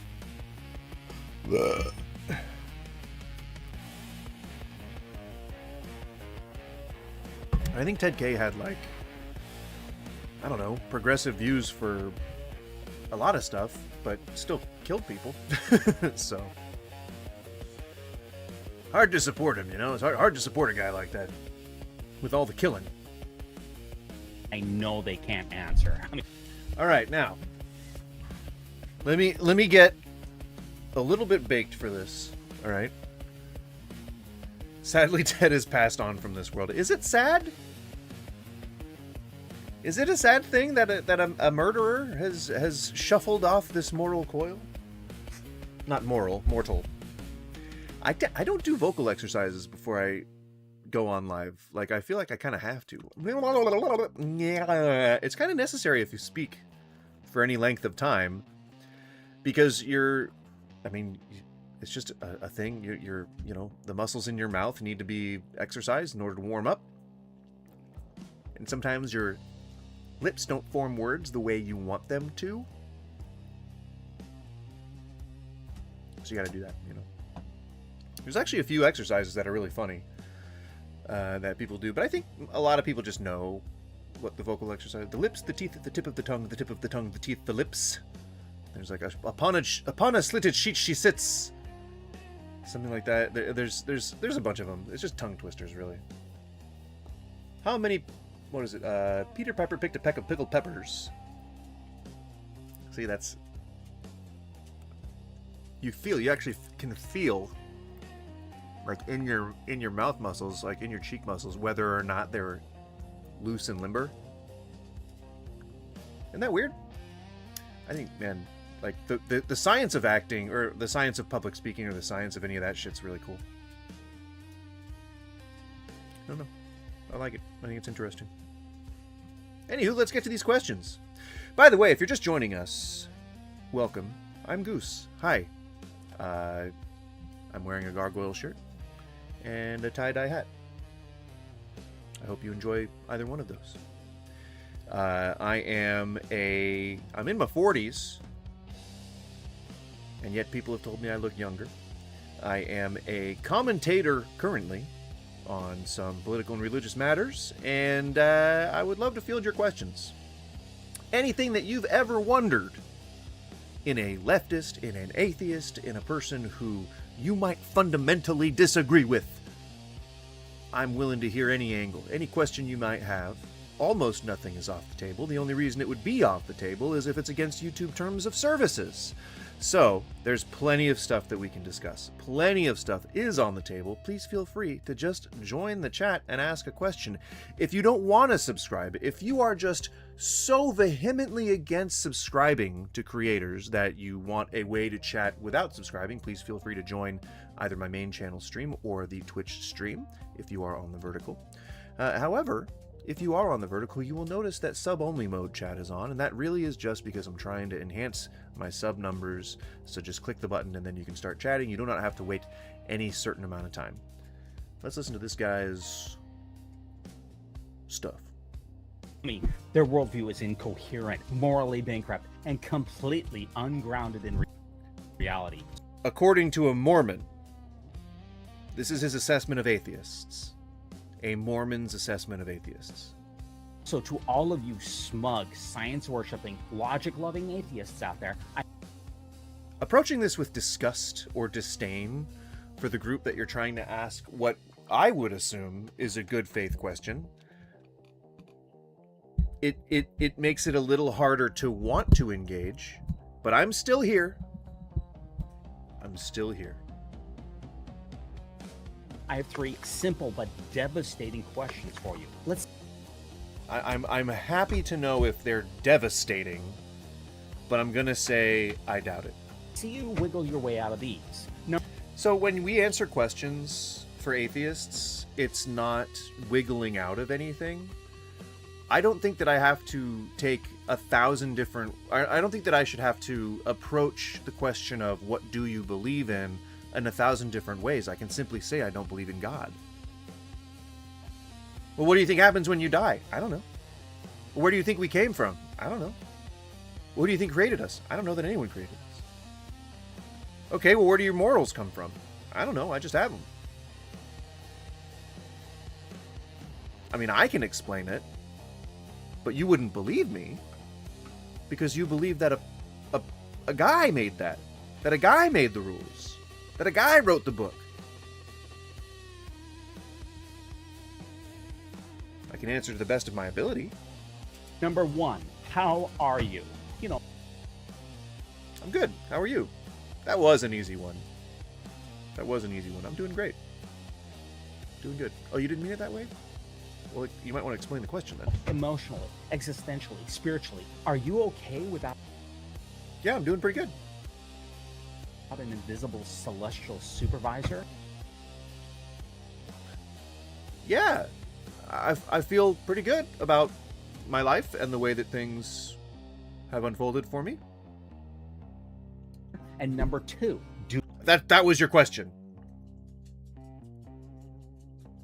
That's supposed to stump atheists?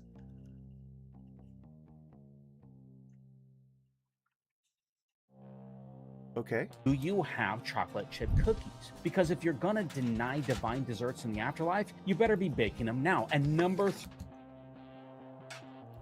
Why are you using these weird metaphors? Does that mean like, do you what do you like chocolate chip cookies, or do you have cookies? Because if you're going to deny heavenly desserts in the afterlife, which gross. That makes it sound really gross. That makes it sound sleazy for some reason. Then I hope you're baking them now? Like, I have to believe in heaven in order to be preparing to go to heaven. And I don't believe in any of that stuff. So why is this a stumping question for us? I think what it means is like, if you don't have a concept of heaven, then are you living in heaven? Or I don't understand what he's trying to ask. 3, may I have some? I'm not trying to convert, just trying to snack. Let me into your godless kitchens. Boom, checkmate. Non-believers. What? What? Your question was, do you have cookies and can I have some? First it was, are you okay? Do you have cookies? Can I have some? Those are his 3 questions for atheists. And then he said, boom, checkmate non-believers. Drop your answers into the comments unless you're too afraid of the truth or lactose. Okay, guys.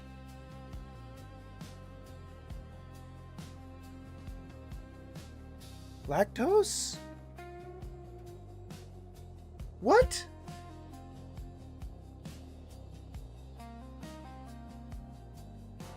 Palm Beach Airport is being renamed to Trump Airport. Yeah, not surprising.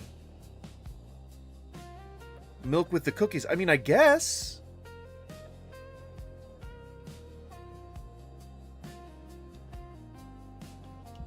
But can their worldview actually account for any of those any of those things? In this video, we asked 3 devastating questions. None of them were devastating.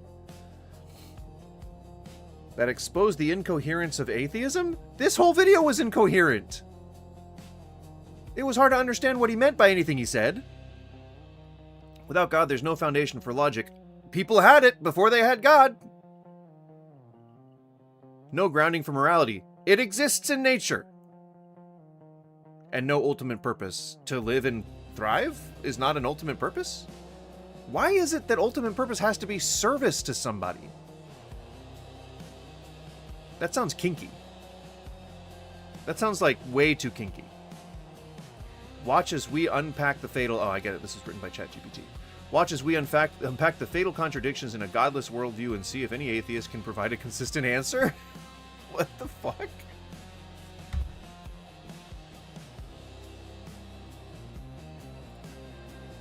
This is totally not a hashtag. Is it?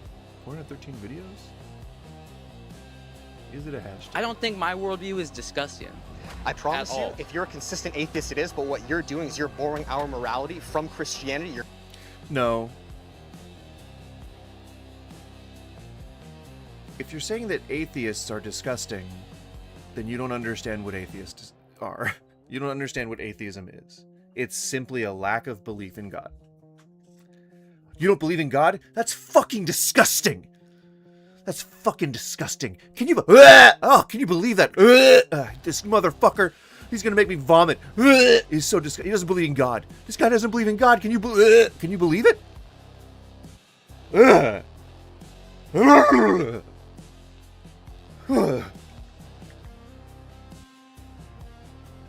simply don't believe in your God. That's all that's been happening. Is a person thinks differently than you. But okay. You're here in America. I wasn't born here, bro. I'll tell you this. Back in Canada, morality is very different. Christianity is one of the most popular religions in the world. It is, in fact, the most popular religion.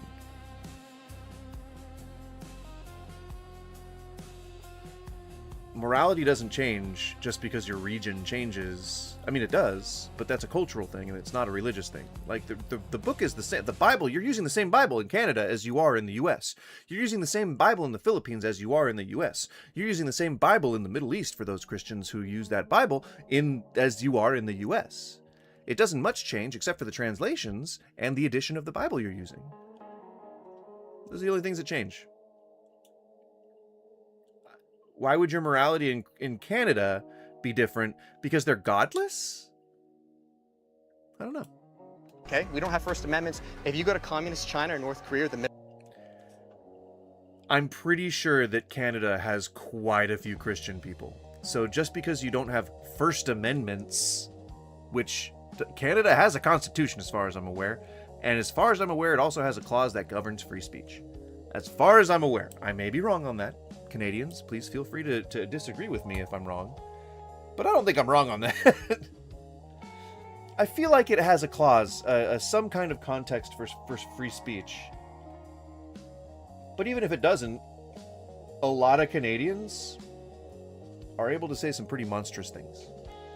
So I'm going to go ahead and say that you guys aren't exactly as restricted as you might be describing here. If you're talking about Canada in contrast, or in the same breath as communist China or North Korea, I don't think it's on that level of restriction. Middle East, I promise you, you will realize how much of a Christian you've been living like because of the contrast. You're not... Well, no. Simply navigating society because the majority of people who led the country were Christians and implemented those lifestyle, like that worldview into the policies that they voted for. Sure, you can attribute that to them being Christian or them having Christian morality. You can attribute that to that if you'd like. But really what it is just that we're navigating reality with these people that also believe in God. That's it. They happen to share the same policies. They happen to share the same worldview in terms of what we should do and what we should not do as a country, but they just happen to believe in God. That's it. That's the only difference that really should be observed. And I think traditionally that's the difference that has been observed. The people who founded the country are deists. They were not all Christians. They were not all Quakers. They were not all Shakers. They were not all whatever the fuck. Well, they have a Charter of Rights and Freedoms. I don't know what the section is or whatever, but yeah, they have a part which is analogous to the First Amendment. Yeah, I'm pretty sure it says that the government just can't make laws that infringe on your freedom of speech because you can't enforce somebody's opinions. So it makes sense to me that a developed nation would have some clause that includes some mention of free speech. So thank you for clarifying that for me.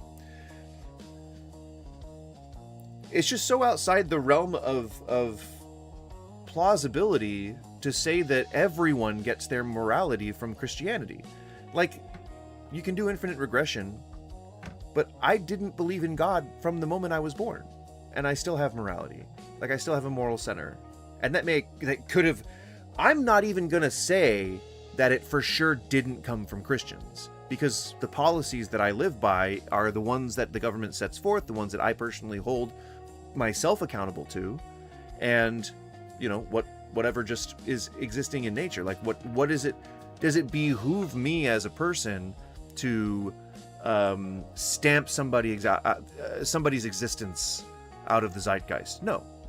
Does it behoove me to help the people that can help me thrive and be happy and exist well within this country? Yeah, that's a social and survival imperative. I looked it up. There's a section 2 of the Canadian Charter of Rights and Freedoms, special section referred to as fundamental freedoms. Yep. There you go. It may not be a fucking First Amendment, but it's pretty goddamn close.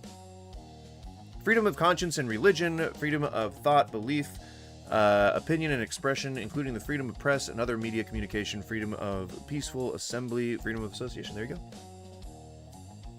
You can be a Nazi in Canada. I wouldn't advise it, but you can. Living like a consistent atheist. In a consistent atheist, why don't you go to communist North Korea, where it is illegal to have religion? Well, I don't That's a want pure to live secular. like a consistent atheist. But you're an atheist. No.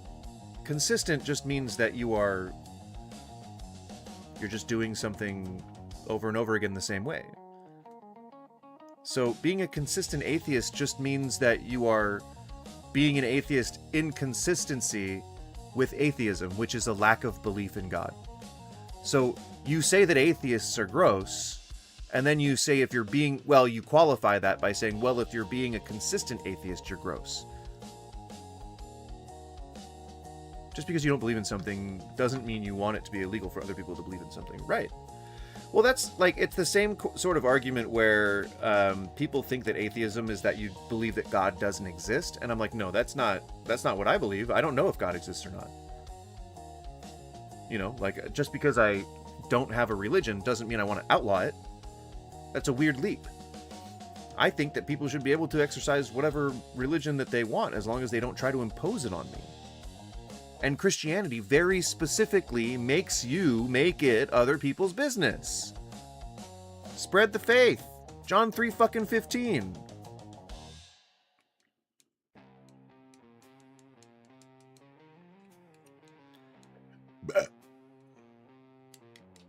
So I am currently building a bowl. I wanted to get baked for these questions for atheists. So if you also smoketh of the Kanibas, please feel free to join.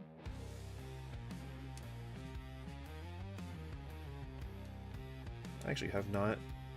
I have not, as you could say, hit this bowl all day today.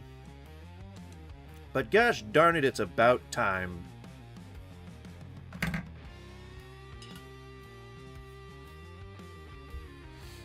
Then why do you have that belief? Make it make sense, man. So you know what we do logically? You abandon that belief and you adopt a new belief. And that's okay. You know what you do logically?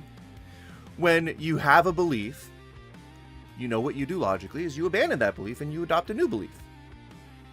Just like that, man. Just off like a light switch. You just stop believing. Easy peasy. Well, the reason I was an atheist to begin with is because children are born atheists. You're not born religious. I don't know who you think needs to tell you that. But if the belief that you've held your entire life is proven to be incorrect, then yes, you should adopt a new belief. But not if you're not being presented with any convincing evidence to switch beliefs. If all you're being presented with is, well, atheism fucking sucks because you guys don't have any morals, then no, that's not your chance. That's not when you're supposed to listen to that and then drop your belief. That's not how that works. That's not how logic works. And you're really trying to present this as logic. Insane. That's cult behavior. That's why I want you to be Christian. But I've shown you the framework. Right. It's not any other religion. It could be, well, I don't want you to be atheist because I believe that there's a higher power that might enrich your life. It's not any higher power. It's specifically Christian. Put 100 Christians and 100 Muslims into a room together, and without any physical violence, can they agree? Probably not. Especially not about religion. Well, I think we're specifically talking about religion. You get what I'm saying. Of how flawed atheism is. You haven't showed any framework for how flawed anything is. You've simply given your opinions on things. And one atheist. No, this isn't a fucking Jubilee special. All right, cynical. Everything's a crapshoot. You reject that idea and you become a Christian. I don't think my worldview is discussed. Oh, and then he gives no actual convincing argument for anything. Okay. Fair enough. You know, if it's propaganda, it's propaganda. We just need to recognize it as that. It seems like if you're able to sort of like answer all these questions by referring to God or his activities, the atheist might be just as well suited to say, hey, I'm just going to say a God particle or matter and energy is some fundamental part of the universe. It doesn't seem like there's that much difference in the way that the mystery is handled if they were to do something like that. And it doesn't seem like there's much reason. It just doesn't seem like fair to say that the atheists accept all these mysteries. And I think atheists have actually perfectly good answers for a lot of the questions you just asked. I mean, it seems like if... What? I think we're missing a little bit of context here. The difference is intelligence. Is the event better explained by the inclusion of intelligence or not? Healing the body just did whatever... Healing the body just did what most other bodies never do, and no scientist has ever observed or an intelligent being intervened, one with a declared history of both building humans and other creations and fixing them. Surprising, this sounds slightly unhinged. The surprising part is, even if you found the tools, something like stem cells, the fact is that the body is working in a beyond normal way still supports intelligent intervention. Just because you found the tool doesn't disregard the one using it.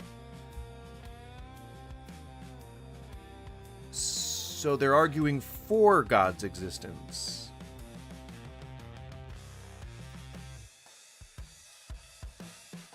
I guess?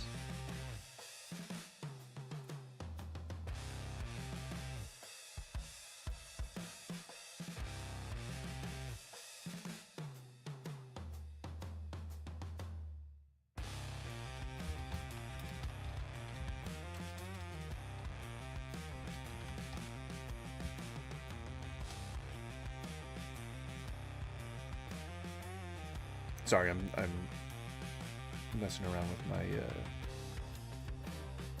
titles here.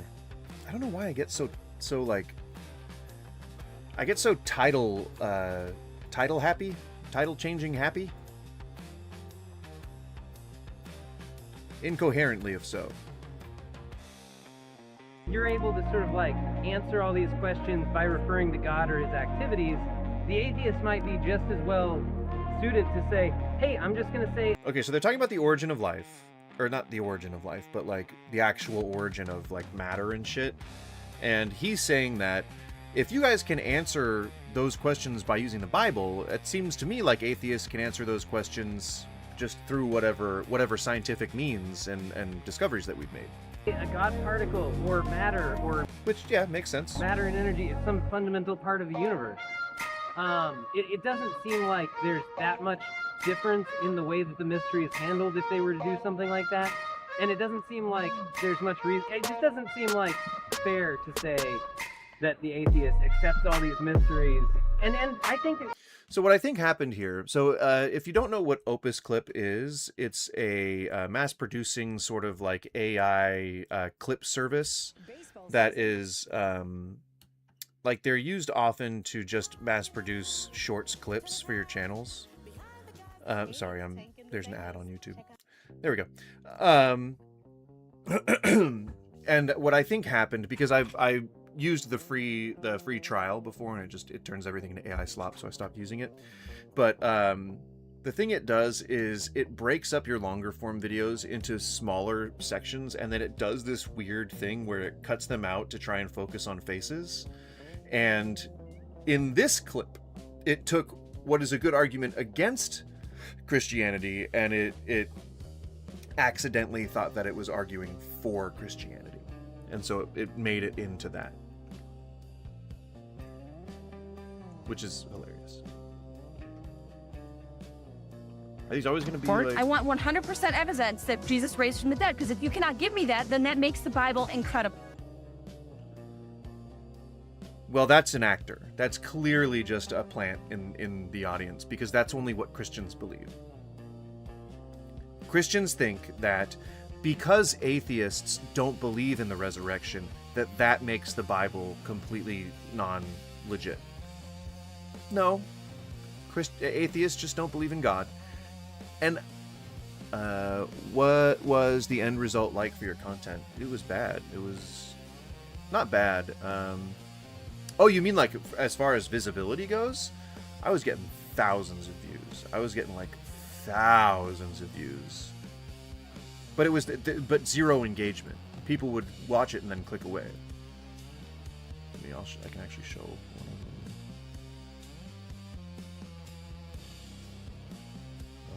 them. Boy, wow, okay, it's been a while.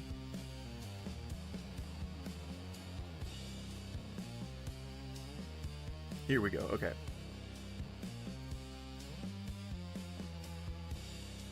Hang on, let me bring it up real quick. Please sub. So whenever you saw this, I'm just curious as well how well it handles stuff, because it's basically a full-time job to cut out parts of the TTRPG streams like that. Just use a dead air filter in Premiere. If you want me to edit those, I'll edit them. You'd have to pay me, but I'm down to edit them.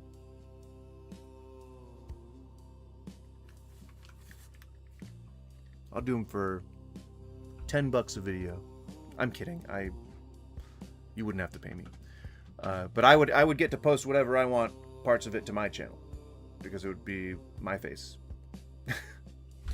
But here's one that's done by, and I can show you, if you don't know how to do that on Premiere, I can show you how to do like a dead air filter. You can actually specify like how many seconds of dead air that you want to cut, and what it does actually is it transcribes everything first and gives you like a full written transcript, and you can kind of see, you can choose parts where you want smaller gaps or bigger gaps. You can really customize it, but I can show you that if you'd like. So I can feed the family of raccoons living in my walls. I got real big into doing the AI, like the logo.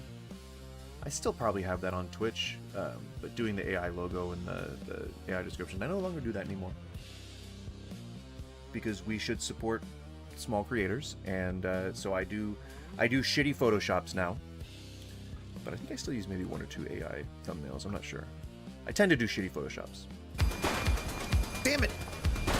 She's shooting! No, I don't want to go over. Okay. Oh, okay. I don't know how I missed this close. Ow. Shots fired! Ow. Come on, we can do this. Switch scenes for this. Ow. Is that, do they have like a meter that where I'm trying to whittle down or something? Please, So the captions were all done by AI.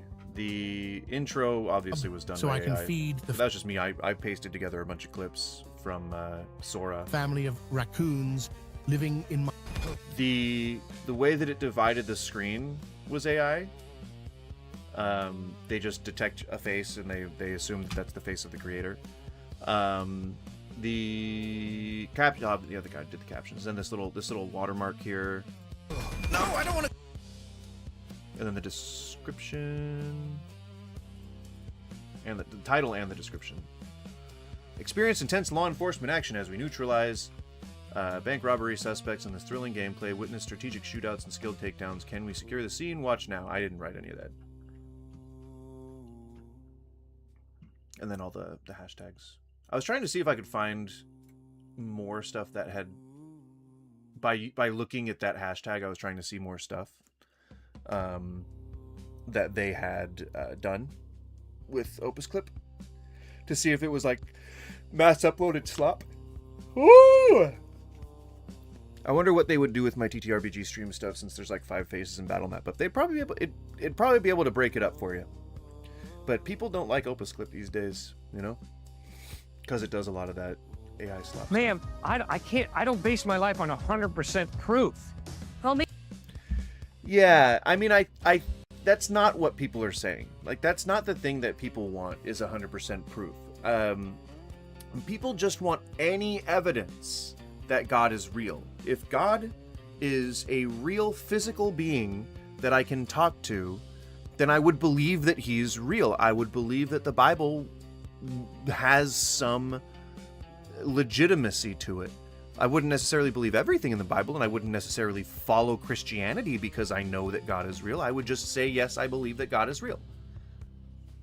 So, I disagree with the woman here. I think she's a plant, but my disagreement is with the fact that she says that just because you can't prove the resurrection means that the Bible is false. I don't think any atheists are trying to claim that. I think what they say is that there hasn't been any positive evidence. So the absence of some evidence doesn't necessarily mean the whole thing is false. But if we can determine that a lot of this stuff is just made up, and we cannot determine that there is an actual God, then all the proof we have is that this is potentially made up. Why are we building an entire world religion on something that we are assuming is correct without any validation? That seems crazier to me. Season 7 Supernatural, Castiel juiced up on all the souls from purgatory is a god that was real in that setting and you could talk to, but I still don't think I'd worship him. Yeah. True. Especially since there were Leviathans in there. Those are bad guys. Do you want something biting your face off? Huh? No. You don't want something biting your face off. You want, you want to be able to have maybe something corrupting your soul, but not biting your face off. They reversed Trojan horsed him. Yes, they did. And Benny was one of my favorite characters from the whole purgatory era, and they did my man dirty. They did my man dirty. Twice! Maybe that's your problem. Oh, you do? You base your life on 100% proof? Yes. Oh, really? She's a liar. No, like, this is a caricature. This is what Christians believe atheists act like. This is not an actual atheist. Or it's somebody who's deconstructing, or it's somebody who's looking at things through the frame of religiosity. Like they're, hey, Justin, what's going on? They were either raised in a religious household and they still hold a lot of those beliefs, or they have, recently been dabbling in atheism. But this is really just what theists think atheists act like. No one would say, oh, I base my entire life off 100% proof. Nobody lives like that. Who even fucking thinks of saying something like that? But also, very few atheists would ever look at the Bible and say, well, it doesn't make sense that Jesus resurrected, so there's no way this entire document can be true. It's a preponderance of evidence. You can put that in the one tick for not true column, but you wouldn't, as a normal thinking person, you wouldn't think that just one thing makes an entire thing invalid. Unless it's like a monstrous thing and it's like, well, a teacher was doing a really good job educating people, but they touched a kid that one time. That's probably enough to be a deal breaker, I think. No longer are they a good teacher. But Jesus not plausibly resurrecting doesn't make the entire Bible false. But if there's no positive proof on the other end of that, there's nothing mitigating the idea that it certainly reduces credibility just a little bit. And with all that reduced credibility that keeps piling up as time goes on and God keeps hiding from us, it can be a little delegitimizing to the entire Bible as a whole. But that's through a preponderance of the evidence. That's through looking at all of the other stuff that we've gathered over time and saying, is there evidence for God? Is there evidence for no God? I haven't seen any of convincing evidence to say that God exists, so therefore I remain an atheist. It's just as simple as that. Very easy peasy to think about. At this point, I'm going to go ahead and let the video play. We're going to let it play to the end, and then we're going to comment on it. But I've got to turn the face cam off, simply because it is about time to crush this bowl. Gosh, it took 2.5 hours to do it, but we're finally crushing this bowl. We're going to get to many more atheism and political stuff, but, you got to take some time out. All right, give me a second. Turn off the face cam for these things. Boop. Nope. Where is it? Boop. There we go. And boop. All right. Give me one moment, and we will continue. Is the window too big? I thought I changed this so that it was not encroaching on my chit chat. Yep. There we go. Now it's not encroaching. No longer do we encroach. Although it does catch the whole window now. That's fine. You know what? It's fine. I can show you how to make that not be a thing you have to worry about in the future by utilizing embedded scenes. I don't even know what the fuck you're talking about. Totally ridiculous and not an accurate depiction at all. She's not near resentful or self-aggrandizing enough. I guess, Justin, do you really catch me self-aggrandizing? I'm pretty sure I don't really ever do that. And resentful? I would say that I'm resentful of people who try to push their religion onto other people, and atheists simply don't do that. So if we're doing a one-for-one comparison, then I would take the atheist side on that one. Christians tend to be a little bit more perceived to be perceived to be effaced. You know, like they tend to have that persecution complex. All right, let's let it play. That's why I'm skeptical of everything. Really? So that means you take a chemistry kit to the pharmacy, and when the pharmacist hands you that bottle of medicine, you chemically analyze it to make sure there's no poison in there, right? That's why I don't Because take unless you have medicine. 100% proof, you would never dare take that pill and put it in your mouth. Because maybe the pharmacist put poison in there.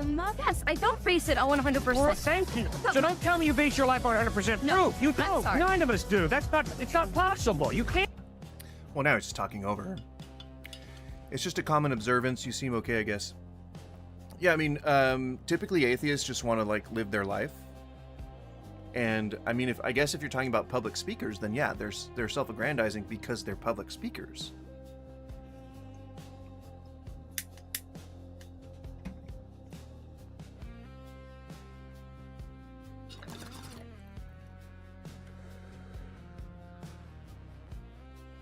But very rarely do I see atheists going like, look how awesome I am because I'm atheist.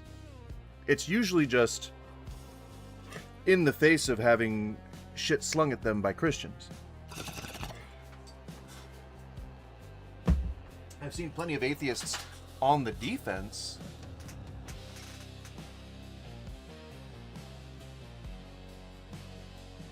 But that's, you know, the defense is against attacks, right? Yeah, pretty easy to find a Christian doing the same thing, just go to a church on Sunday, yeah. Pretty much. Like, why is it that, you know, why are preachers like God's chosen representatives? You know, isn't everyone equal in the eyes of God? I mean, I guess, you know, not black people or gays or trans people, according to you guys, but we're supposed to be. That's what I thought we were. Yeah. You can't do that. All right. You can't do that. He didn't even make a point. He didn't even make a goddamn point. He said, do you accept everything on 100% proof? Owned. Checkmate, liberal. You know, like, fuck.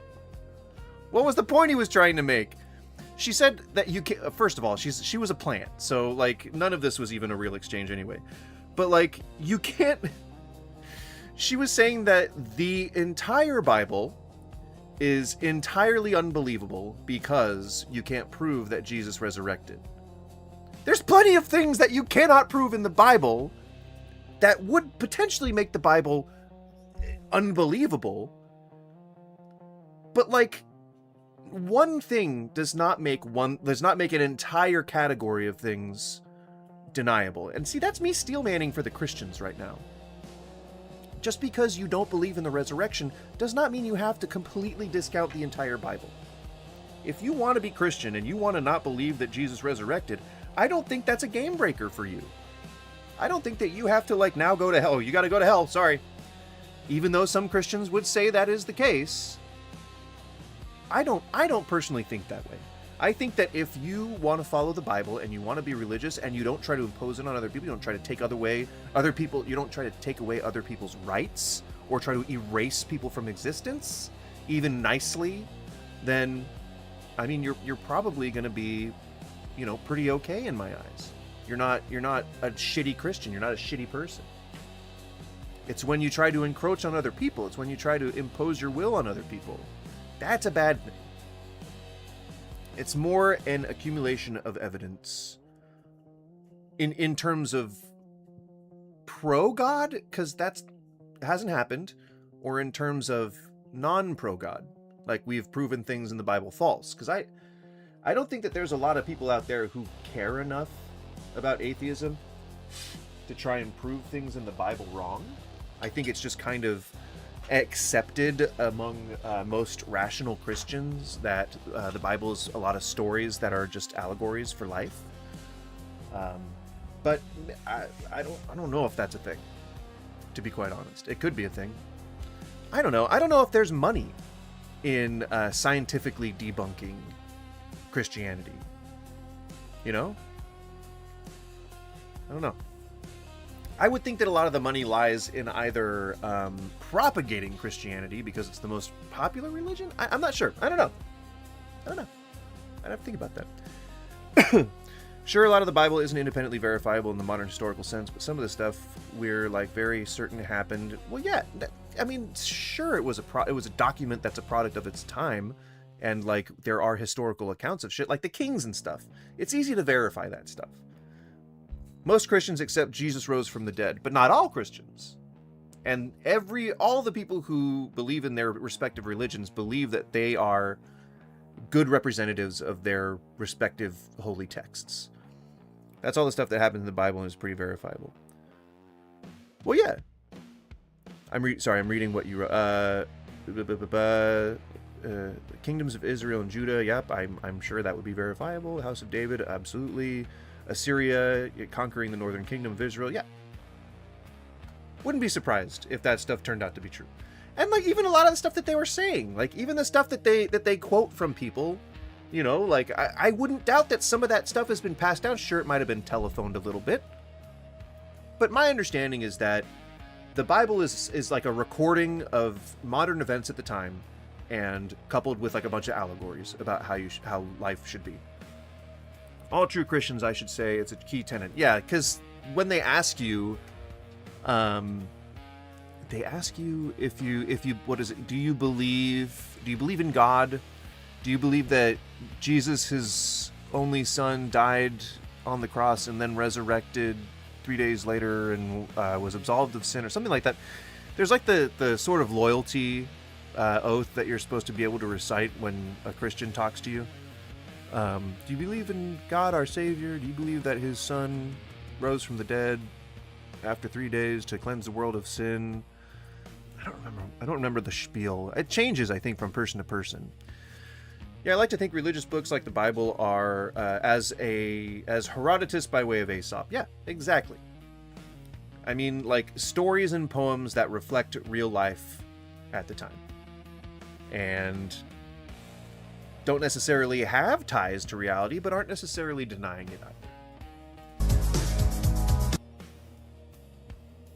Oh, so you're a Christian? You follow the Bible? Yes, I do. Every single word. So you must be in support of stoning children then. What? No. What did I just close? Son of a... I clicked that. Part? And I went down one? What is the purpose of... Nope. The Nope. Nope. Nope. You're talking about Richard Dawkins. Nope. Damn it! There's a deeper problem with the atheist. I wanted to see that one. He raised a good point. Damn it. Early creeds, it was an oral tradition. Say that again, but with a deeper voice.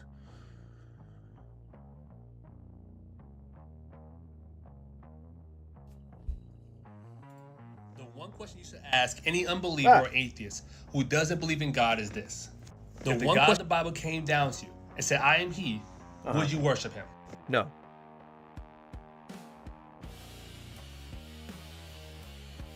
Is that... Do you have a follow-up? Is that the deepness of your question? If God came down and said, I am he, would you worship him? I mean, that's a simple yes or no question. What about Flying Cows guy that you were reacting yesterday? I'm sure he's a Christian. And probably a MAGA Christian. And I bet you he voted for Donald Trump. I bet you. I'd bet you a six-pack.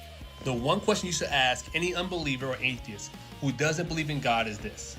If the God of the Bible came down to you and said, I am he, would you worship him? No. Why didn't you follow it up with something? Why didn't you further along this dialogue? I wanted to have a dialogue. Why atheists should rethink Christianity? I ask skeptics the questions. Oh man, you gotta love it. Honestly, lots of bad Christian representatives in some of these call-in atheist debate streams. There are. I mean, but wouldn't good representatives come out and say that that's a bad representation? Wouldn't they not circle the wagons? Instead, it seems like that's what we kind of see around these sort of circles. And if the protection, if the mitigation of whatever call-outs happen is unsuccessful, they usually go, oh, well, they're not real Christians. Like, I mean, I love to bring up the fact that Hitler was Christian, and that if you believe that you're going to the same heaven in the Bible as most Christians believe that you're going to, then you're going to see Hitler up there. Because if he was as devout a Christian as he seemed to be, then he definitely repented for his sins before he died. He definitely would have prayed. He definitely would have been a zealous believer in the Bible. And so therefore he would be up in heaven despite whatever he did in life, because you get absolved of all that shit. So like, there's plenty of bad representatives of Christianity out there, but it's either hand waved away as saying, nah, they weren't real Christians. Nah, that's not a real Christian. Nope. And then you try to pick apart their beliefs, but like, where are the good representatives of Christians? Where are the... And what I mean is in the creator space, in the public eye space. In the public eye. Where are the good representatives of Christianity? Why do we keep just seeing the bad ones? Is it because these particular ones just want to grift? Or is it because the people who truly believe these things might have a bit of a flawed worldview because of this book of allegories? Which seems more plausible? That you've made a mistake, or that there's just a few bad apples?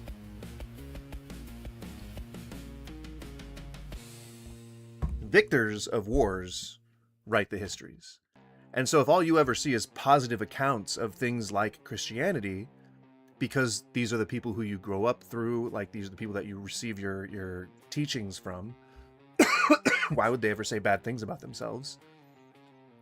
And so anytime that you hear something bad, it's oh, that's a heretic right there. That is a Satanist. There's a demon inside you. Rather than the reality, which is they're just trying to talk to you about what your book is saying or what your followers are doing. Trump and Vance have a habit of parading on religion whenever someone questions their administration on the economy. I mean, religion is a good fallback. I always quote Fraser when I say this, but God is a credible partner, or a credible business partner who doesn't take a cut. I mean, the ill-prepared laymen that call into these streams, not the ones who theologically learned and have sound doctrine. But they're the believers, man. Like, they're the ones who, like, you know, they're just like me. I'm a guy on the ground. I work a blue-collar job, part-time. But the company that I own, it's all service work. So I guess that's a trade, but it's like blue-collar trade, if you could say, if that's a thing. Isn't all trade blue-collar? Whatever. Not going to get into the nuances of work. Point is, I'm a guy on the ground, and like the people that I hear talking about Christianity in any kind of like capacity are not the type that are on here making content. It's not like, you know, grifters. But in this space, it's a lot of like biblical literalists. But to your point, that the people from, you know, Joe Bob from Bucks County, who calls in to these Christian debate shows, you're right that they're not like media prepared. But if there was divine like inspiration, if there was a way that God could influence people to like try and maybe prove that he exists, or maybe try to influence things in a pro-Christianity direction, maybe he could allow them to have the prescience to be able to communicate his love and divinity effectively.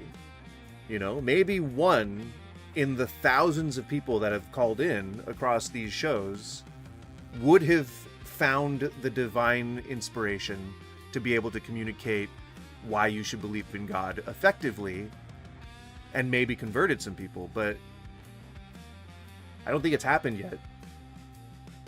Maybe it might one day, but it hasn't happened yet. Mutual respect and communication to one another with no true ill will are key, especially for the claimed Christians. Then I'd have to point you to some really good points made by the Modified Skeptic.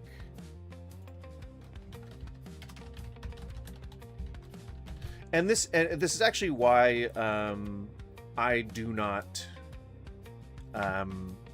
do much debates anymore. Like I used to want to do debates. That used to be the thing that I wanted to do on here for a while. But after a while, I decided not to do that because I had been doing some introspection, and then I also saw a video from this guy. Come on, we can do this. Where is it? Damn, he makes a lot of videos. That just kind of helped me come to the conclusion that I didn't want to do it anymore.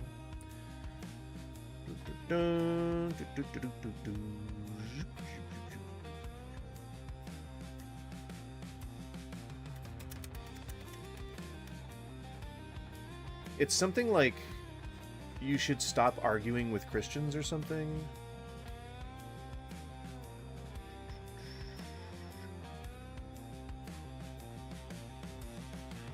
But I'm trying to do it through thumbnails, and now I'm actually reading the titles. Civility, charity, and genuine care for the other person are typically the best representation of Christ. So you're saying that the majority of time Christianity has existed, it was wrong. That the actions of the people who most... I would say that the actions of the people who had the widest swath of representation for the religion were wrong in conducting things like the Crusades and the Spanish Inquisition and any of the atrocities and genocides, like the conquistadors, all that shit. You're saying that they were all wrong. That all the atrocities that happened worldwide that were done in the name of Christianity, those were all wrong. And they were not true Christians. Is that what you're saying? Because I don't know if you're thinking about what you're saying before you say it. I think debates and arguments, especially on YouTube through chat, are probably not the most productive in changing one's viewpoints. No. See, but the thing that I think a lot of people don't understand is that those debates are not for the people who are doing the debate. The debate are for the people who are watching the debates. Imagine that you're a teenager and you're living in a rural town and you've only ever known religion for your life. Your parents did it. You're whatever you.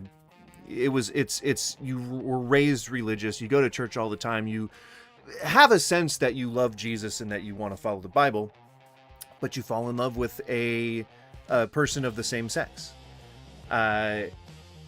If you are in that environment, it's going to be very tough to come out to your family. It's going to be very tough to come out to your pastor, whatever capacity that you think you need to inform somebody for this crisis of faith that you're happening, because a lot of Christians believe that being gay is not a thing that's all right.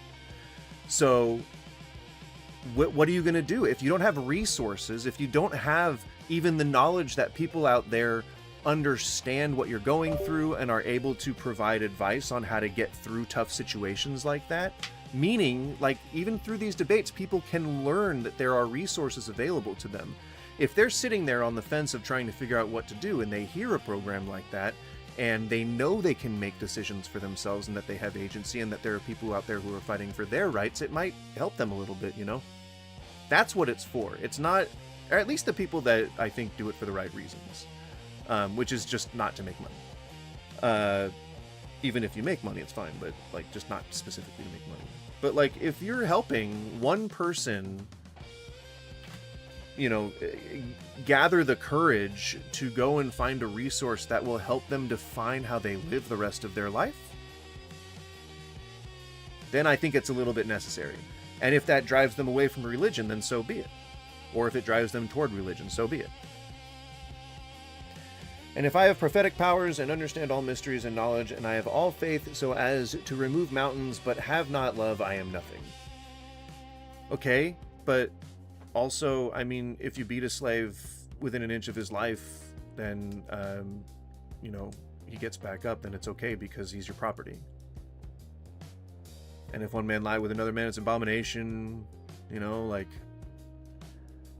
there's stuff in the Bible that isn't fun.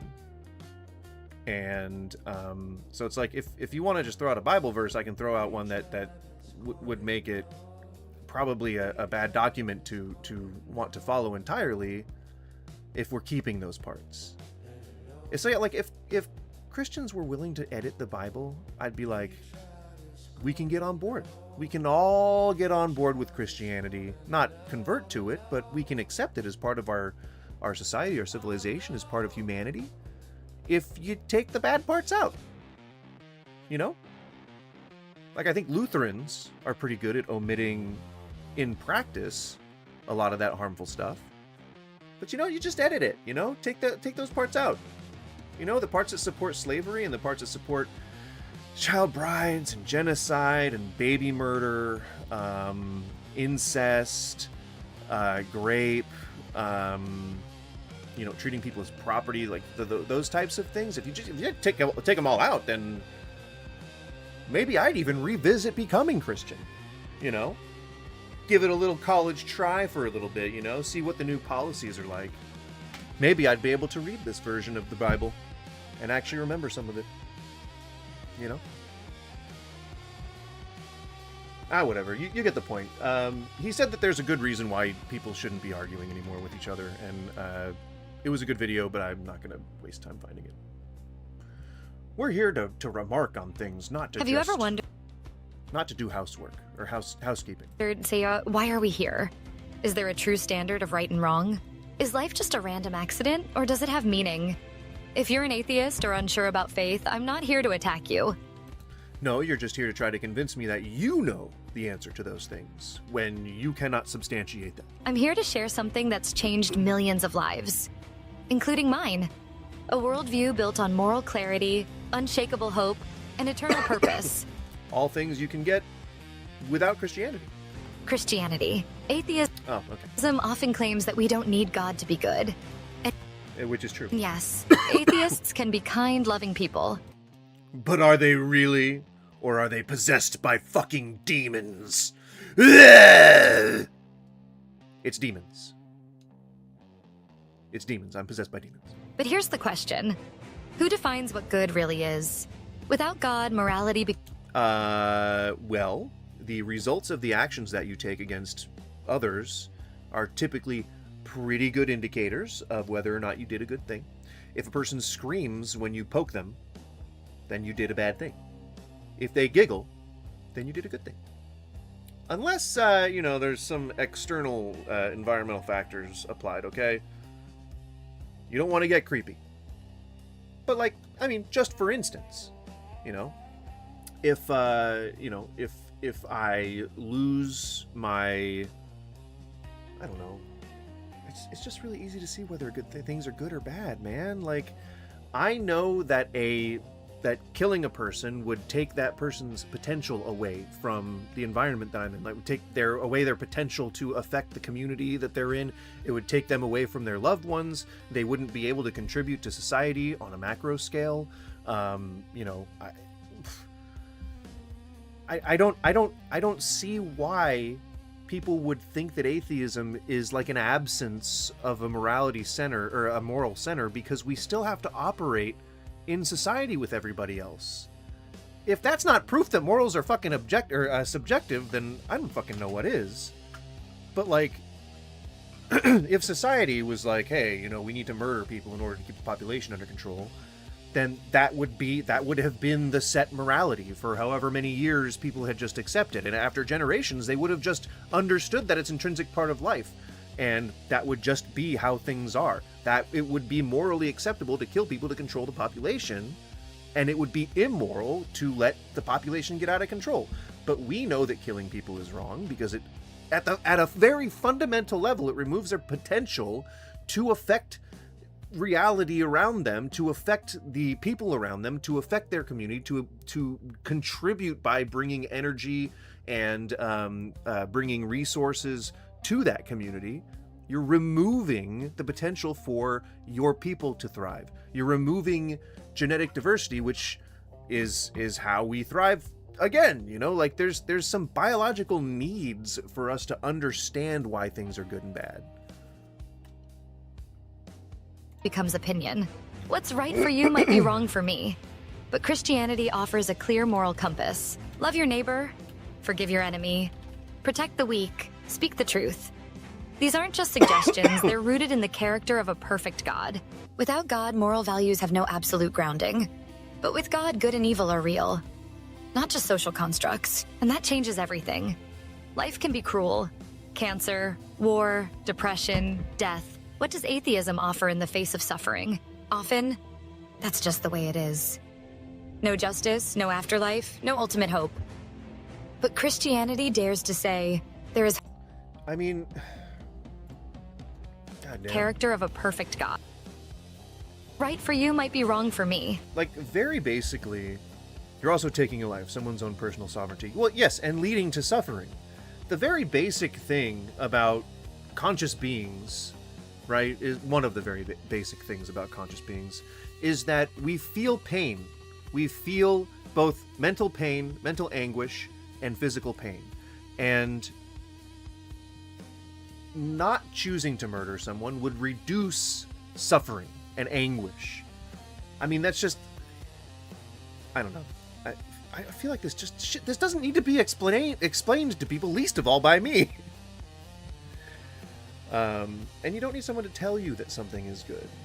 Fuck, man. Like, isn't seeing the horror on somebody's face enough? Isn't hearing screams enough? Isn't, like, somebody begging you to show mercy, like, isn't that enough? Like, does that need to be, like, do you need to substantiate that? Do you need to justify it later on? Like, fuck, man. But Christianity offers a clear moral compass. Love your neighbor, forgive your enemy, protect the weak, speak the truth. Is it better to shave your head or keep getting haircuts as your hairline recedes? Dude, just go bald, man. If you have some insecurity about your hair, just go bald. There's nothing wrong with it. People respect bald people. And I know that, like, going bald can be probably like an adjustment that you have to make because you're losing all your hair, but I don't think people should have to, like, try to find ways to get around it. Just go bald, man. If I had a receding hairline, I would just straight up go bald. Chrome dome. Shave that shit. And then I'd grow a big beard. You know, to offset everything. I would just say, oh yeah, no, it just fell down here. You know, and then, like, people would laugh. And then I would be the life of the party. The skeptic himself never has to answer any questions. He gets to commit a crime. Mercy is a main Christian theme. You agree it's better to show mercy and to forgive than to repay evil with evil. Yeah, but you know, people were around before the Bible, right? And we kind of knew that. We had mercy before Christians. We had people sparing lives before Christianity existed. You know that there was like thousands and thousands of years of civilization before Christianity was a thing. Why do you guys always forget that Eastern stuff was happening? You know, like we were having like dynasties, like whole countries were having civilizations. Settled peoples for thousands of years, building walls, building temples, building shrines, and it's weird. They knew mercy. They knew it enough to have a thriving civilization in China, and Japan, and Korea. Crime and leave the scene unscathed. But just like how the skeptic attempts to make a fool out of his interlocutor, so the skeptic has no... Now that is an interesting way to say that. I'd always heard it pronounced interlocutor. But say it how you want, I guess. No clothes on, and this can be easily demonstrated by asking skeptic just a few questions. So here are my handful of questions. The skeptic himself never has to answer any questions. This is where the video should have started. I'm just saying. Questions. He gets to commit a crime and leave the scene unscathed. But just like how the skeptic attempts to make a fool out of his interlocutor... Did he just learn this word? And is like trying... I mean, I don't think he's dumb or anything. I just don't think he's ever really heard the word interlocutor before. So the skeptic has no clothes on, and this can be easily demonstrated by asking skeptic just a few questions. So here are my... And why are we saying things like this? I would love to see your channel. Skeptic, I have some questions. Okay. You're not saying what you're doing, Dr. Peter. Like and subscribe. Author, pastor, and professor. Okay. He holds a Hello, PhD. I'm Dr. Razor. Welcome to the... He holds a PhD in philosophy. Go fuck yourself. Just said it was a theme, not exclusive. It's just not a typical response. Yeah. Hey. Mercy is not a typical response? That I don't know. I'm sure there was a lot of killing back in the day. Back in the dizzy, if you will. Dr. Peter Razor is an author, pastor, and professor. Is this two truths and a lie or something? 2 lies and a truth? He holds a PhD in philosophy and the THM?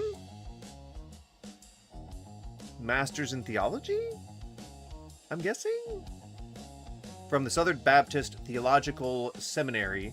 He also holds an MA and MDiv from the Cincinnati Christian University and a degree in mechanical engineering. You know that a lot of those places you just basically pay for degrees? Like you pay for a master's in theology, you pay for a master's in divinity. Like you don't, it's just memberships. That's all it is. There's no, the test is like, do you know the Bible? He's currently the senior pastor at Lilburn Christian Church and teaches adjunctly at Grand Canyon University, so don't go there. He has written or helped write the following texts: An Introduction to Philosophy, A Christian Guide to Things That Really Matter, The Plague of Cosmon, Rise of the Seer. Is that YA? Christian? Controversy of the Age is Why Christians Should Not Divide Over the Age of Earth? Okay. Usually mercy was seen as a weakness in movies and not a virtue. Yeah, in movies. In Rome and other societies, power and domination ruled. In movies, might is right. Yeah, in movies. That's not... People were living every day in society and just doing normal things like going to the market and had to maybe, show mercy when someone slighted them. I don't think that it was just a feudal society after we developed civilization. I mean, I'm sure that probably lasted for a while, but... And I guess maybe Christians probably have a more primal view of it since they were the ones being thrown to the lions. But, I mean, it was a functioning society. There were just people around. Like, there were people who were, just living life like we do today. Not in a modern sense, but, like, more or less. 5-minute thinker, where we spend just 5 minutes thinking about the deeper questions of life. Hey, skeptic, I have some questions. Here are just a few.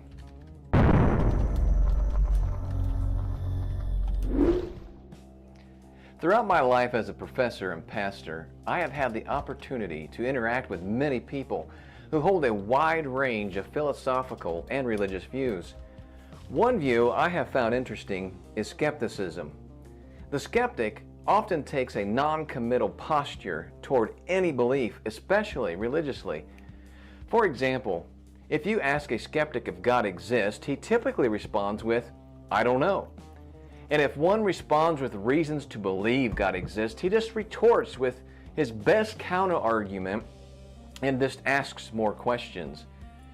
What? We're gonna have to speed you up, my friend. I have to hear this again. Throughout my life as a professor and pastor, I have had the opportunity to interact with many people who hold a wide range of philosophical and religious views. One view I have found interesting is skepticism. The skeptic often takes a non-committal posture toward any belief, especially religiously. For example, if you ask a skeptic if God exists, he typically responds with, "I don't know." And if one responds with... Well, yeah, I mean, that's using AI. I mean, that's a perfectly acceptable answer, I think, especially in terms of someone who's asking you what you believe when they're presenting Christianity as an option. Like, if I say I don't know, it means it could communicate that I'm open-minded. It could communicate that I'm willing to have a discussion on it. I think that's a good answer. I think that's a good continuation of the discussion. I think Christians tend to get a little wrapped up in how can I prove myself correct as opposed to how can I better convince a person. You know, how can I bring you over to my side? Which doesn't seem like what I think Justin would call real Christianity. It seems like the crappy kind of Christianity. You want to try and, like, you know, talk to people, right? Like, I thought that was a thing. Stop. The reasons to believe God exists, he just retorts with his best counter-argument and just asks more questions. This typical response is really a veneer. It is used to hide behind so that the skeptic does not have to commit to any belief, and he gets to just poke his finger in the eye of a person who appears to have confidence in his... Are you trying to present this to children? Why are you adding these sound effects? They ask questions and don't blindly accept what you're telling them, weirdos. Conclusions. The skeptic himself never has to answer any questions. He gets to commit a crime and leave the scene unscathed. But just like how the skeptic attempts to make a fool out of his interlocutor, so the skeptic has no clothes on, and this can be easily demonstrated by asking skeptic just a few questions. Why don't you just believe in God? So here are my handful of questions. First, do you, skeptic, investigate what Christian thinkers say about your questions? Do you investigate what Christian thinkers say about your questions? I guess, just in general, I guess I am right now. Because we're watching a video in which somebody asks questions to atheists, but I mean, aside from that, I don't know in what context you're presenting this. Are you presenting this like what Christian thinkers say about your questions in terms of like do I externally try to understand what Christians think before I develop the questions that I'm going to ask them? I don't know if this question really makes sense. It seems like a meta question. We're talking about we're asking a question about asking questions, but I would like to hear what he has to say after. If you continually doubt the existence of God, let's say, do you research what Christian thinkers and theologians have said on this topic? Oh. So a better way to put this, Dr. Peter, is do you have a reason not to believe in God? Have you done the research? Have you understood God enough to know that you know that there's no God? Or do you just not believe in God? That's all. That's all he's trying to say. He worded it really for several weird. thousand years. My guess is that some of you, or many of you, have not. If you really want to know good arguments and evidence for God's existence, don't just Google or AI your questions. Secondly, once you have a plot... all you got to do is look at the Bible, right? That's what most of you fuckers say. Once you have a plausible answer to a question, do you take it off the table? Well, I'm not a scientist, so I don't do all this like heavy research, nor am I getting government funding or grants in order to do this. So my ideas for the responsibility that I have to knowledge aren't going to be the same as a scientist. I think a scientist would say that you're never supposed to take anything off the table. I don't necessarily care enough about religious stuff to take a question off the table, nor reapproach a question once I've heard some kind of answer to it. Nor do I care most of the time. It's still common among less modernized tribal peoples today. What is still common?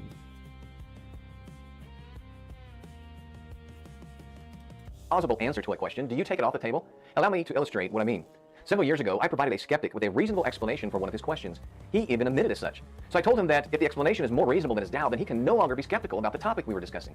Well, no, one person saying something doesn't change a person's entire worldview. That's not how that works.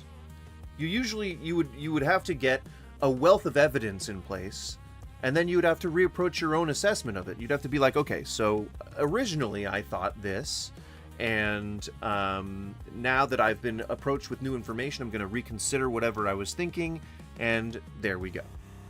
We are naturally inclined to dominate one another, says you. Where's the study that says that? And use power for self-service. I mean, people are likely to do things like that when given the opportunity, but that doesn't mean that we are majority, or that doesn't mean that we're naturally inclined to dominate one another. I think that's oversimplifying the dynamic a little bit.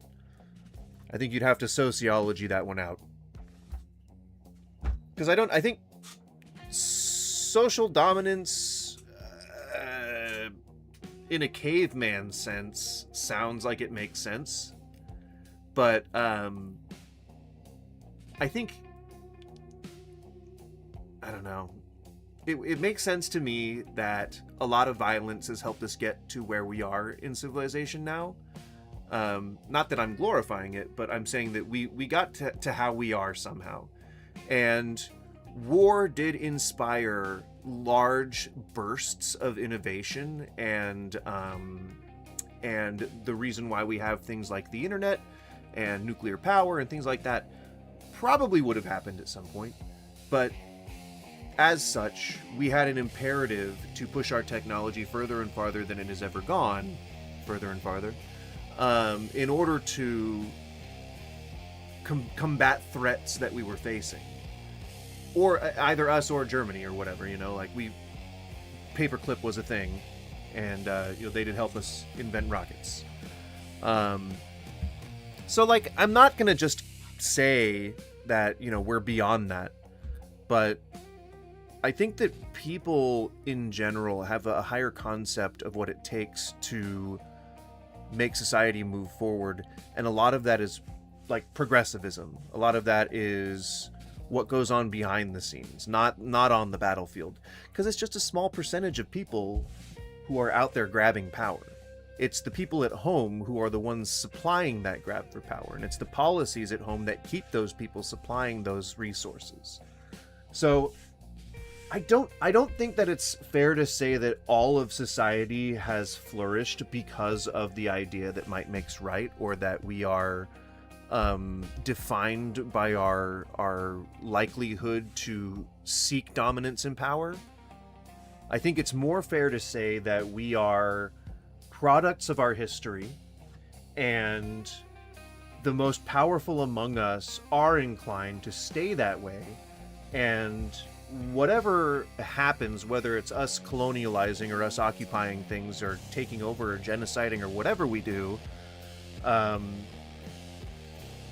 I think that the people at home are the ones who are still making the world turn. They're the ones who are turning the gears. They're the ones who are making the textiles. They're the ones who are packing the bullets full of powder. They're the ones who are doing all the big manufacturing,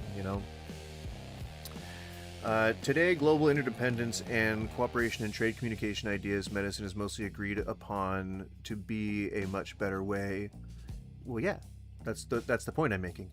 I think you give people a lot more credit than what's been globally displayed in the past. Well, maybe I'm just that altruistic, I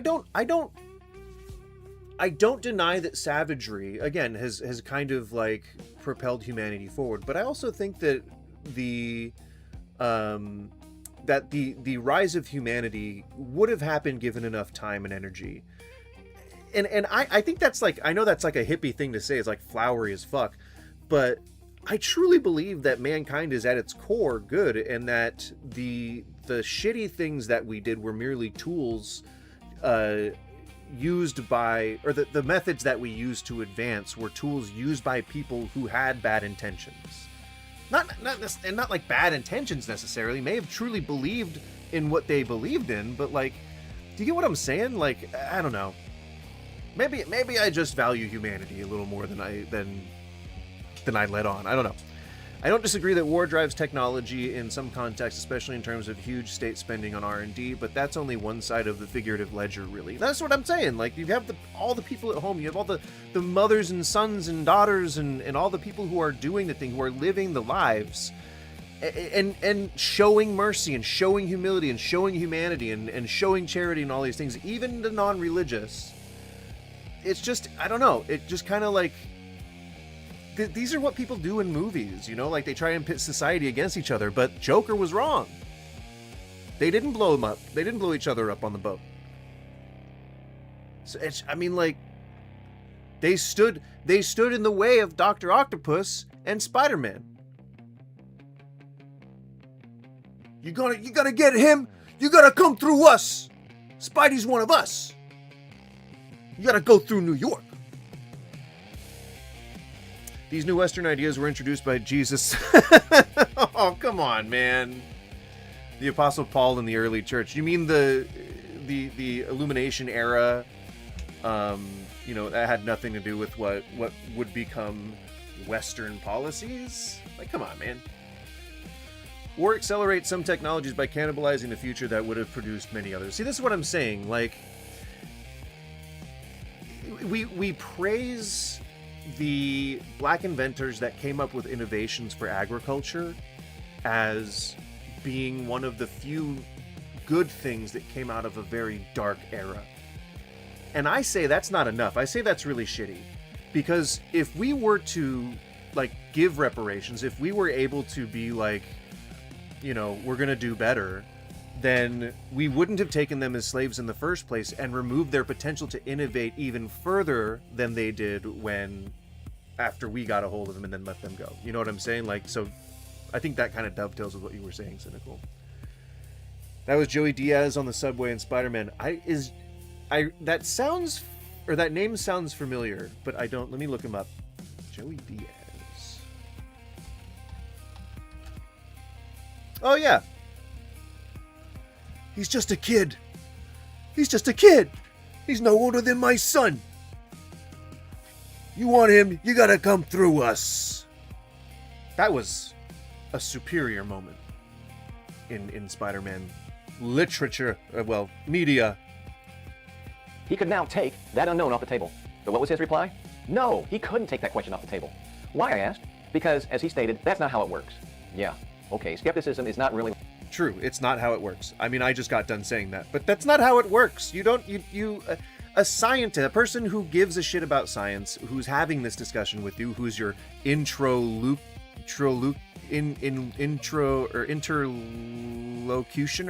I think is what he pronounced that as.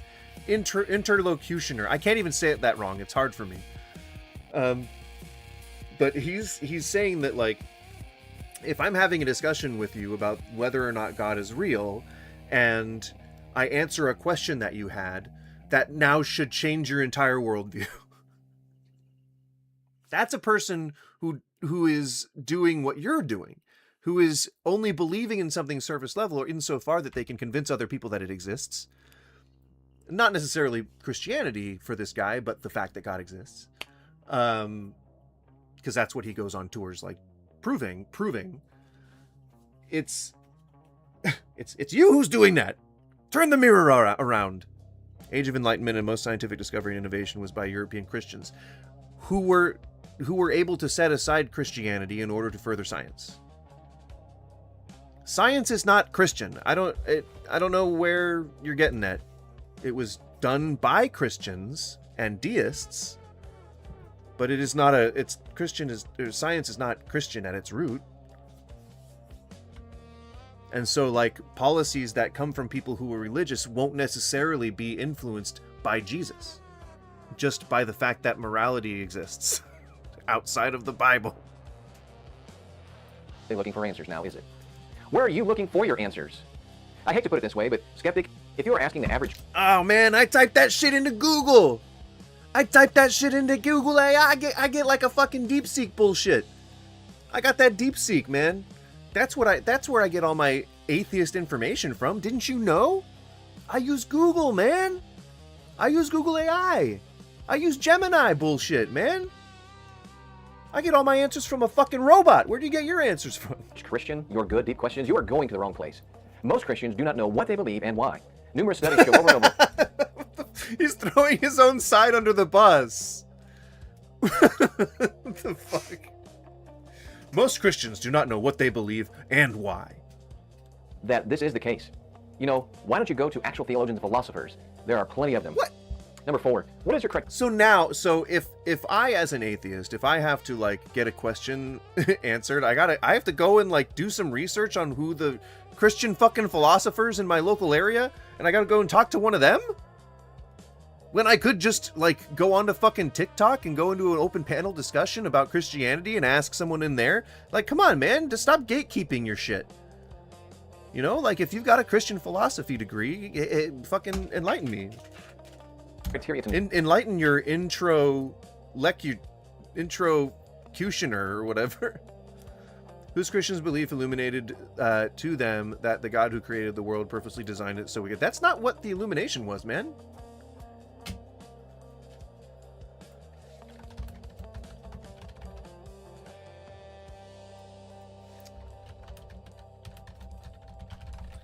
I'm pretty sure it was specifically... Oh, we're talking about the Age of Enlightenment.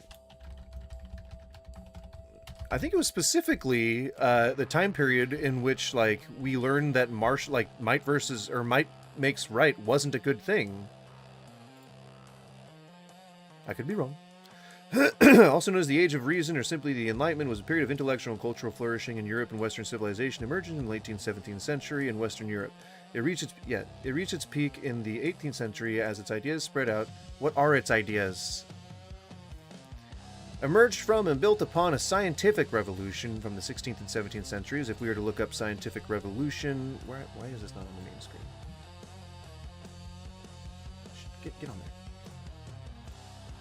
If we were to type in scientific revolution of the 16th and 17th centuries in Europe, was an irreversible break with natural philosophy that had preceded it, fundamentally changing how a natural world was investigated and understood. The new science that emerged departed from previous Greek concepts and traditions, was more mechanic in its worldview and more integrated with mathematics, and was focused on the acquisition and interpretation of new evidence. The scientific revolution is a convenient boundary between ancient thought and modern science. While the period is frequently said to have begun in 1543 with the paintings of De Humani Corporis Fabrica on the works of the human body by Andreas Vesalius, and the De Revolutionibus on the revolutions of the heavenly spheres by Nicolaus Copernicus. Oh, Copernicus. The SN 1572 supernova has also been suggested as its beginning. The period culminated with the publication of the Philosophiae Naturalis Principia Mathematica in 1687 by Isaac Newton. Age of Enlightenment. Okay, the movement was characterized by widespread circulation of ideas through new institutions, scientific academies, literary salons, coffee houses, Masonic lodges, and expanding print culture of books, journals, and pamphlets. The idea of the Enlightenment undermined the authority of the monarchy and religious officials, thus undermining religion. By the way, I really appreciate your honesty looking into things and not being completely dismissive and insulting. I can be insulting, but I tend not to just dismiss things out of hand. The ideas of the Enlightenment undermined the authority of the monarchy and religious officials that paved the way for political revolutions of the 18th and 19th centuries. A variety of 19th century movements, including liberalism, socialism, neoclassicism, trace their intellectual heritage to the Enlightenment. The Enlightenment was marked by increasing awareness of the relationship between the mind and everyday media of the world, and by the emphasis on scientific method and reductionism, which was the point that I was making. Reductionism is any of several related philosophical ideas regarding the associations between phenomena which can be described in terms of simpler or more fundamental phenomena. It is also described as an intellectual and philosophical position that interprets a complex system as the sum of its parts, contrary to holism. Reductionism tends to focus on the small, predictable details of a system and is often associated with various philosophies like emergence, materialism, and determinism.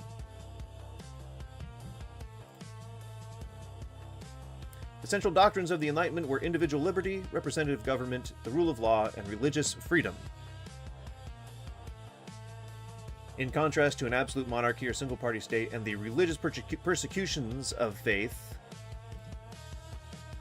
Does it say who is being persecuted? Systematic oppression. Now it just says what religious persecution is. Of faiths other than those formally established and often controlled outright by the state. By contrast, other intellectual currents included arguments in favor of anti-Christianity, deism, and atheism, accompanied by demands for secular states, bans on religious education, suppression of monasteries, and suppression of the Jesuits, and the expulsion of religious orders. The Enlightenment also faced contemporary criticism, later termed the Counter-Enlightenment by Sir Isaiah Breslin, which defended traditional religious and political authorities against religious critique. My understanding of this is, and I knew most of this before we looked this up, but I wanted to read it so that you would have the context.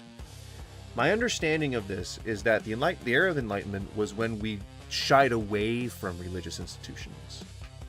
And that means that's not just Christianity. I don't know at the time which religion was dominant throughout the world, but I think it was a shying away from all religious practices, as it was the birth of things like anti-Christianity, deism, and atheism. I don't think that the Age of Enlightenment was born out of Jesus, and that's where we got a lot of our institutional beliefs from. What I did say earlier is that I don't discount the idea that perhaps people who believed in God and Jesus and all that kind of stuff were like making these policies, but I do have to push back against you if you're gonna say that those are all like Christian things. Intelligibility was arguably a central pillar of the Age of Enlightenment. The era, often called Age of Reason, was defined by the conviction of the universe as a thoroughly rational system that human reason can decode and understand. Yeah, but we were talking about before, we were talking about like policies, like moral codes and things like that. Not the existence of the universe, you know?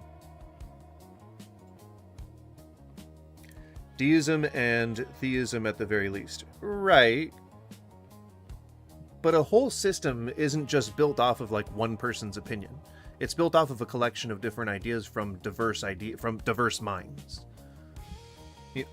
So it takes people from all different types of backgrounds to develop a fully comprehensive set of codes that we can live by in a functioning society. That's just basic sociology. Like, we have to cooperate in order for society to exist. So at the very beginning, when this paradigm was shifting, when we were starting to be more rational about things, the anti-theism, atheism, and theism all had to kind of work together, which means they had to put religion aside. And so a lot of these policies, a lot of these things, institutional things, weren't necessarily built off of religion, but could have been, like, but were built by religious people. Do you get what I'm saying? Like, there's a distinct difference between the two. I am a chef, and when my wife is cooking, I can look at her and I can talk to her and I can interact with her, even when I'm afraid, scared to death that she's going to cut her fingers off.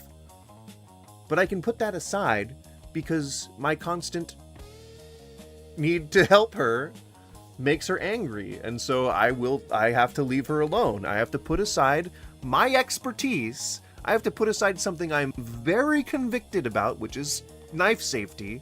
She cuts toward her hand. She cuts toward her hand, people. She cuts toward her hand with serrated knives. Anyway, I'm able to put that aside so that she can do the thing that she likes to do, and I can, like, just kind of still be scared out of my mind. Maybe cooking was a bad example. She's gonna cut herself so bad one day. Oh my god. Ugh. She just bought this, like, because I've been talking about how I need a new serrated knife for bread, because we like to do, like, meats and cheeses on our anniversary, or special occasions. And so she likes these little crostini that I make, and you gotta have a real good serrated knife or else you can't get them as thin as they need to be. And so, like, she got a new one and she started cutting, like, a bagel toward her hand. I was like, no, put it down. Just put it down. Just do the thing until this knife is nice and dull, please. Please just put it down. Oh, I've seen, like, I'm getting shivers up my spine. I have seen people, like, hit bone with their knife before, like cutting toward their hand, and God, like it gives me the ick. That's like incapacitatingly wrong feeling.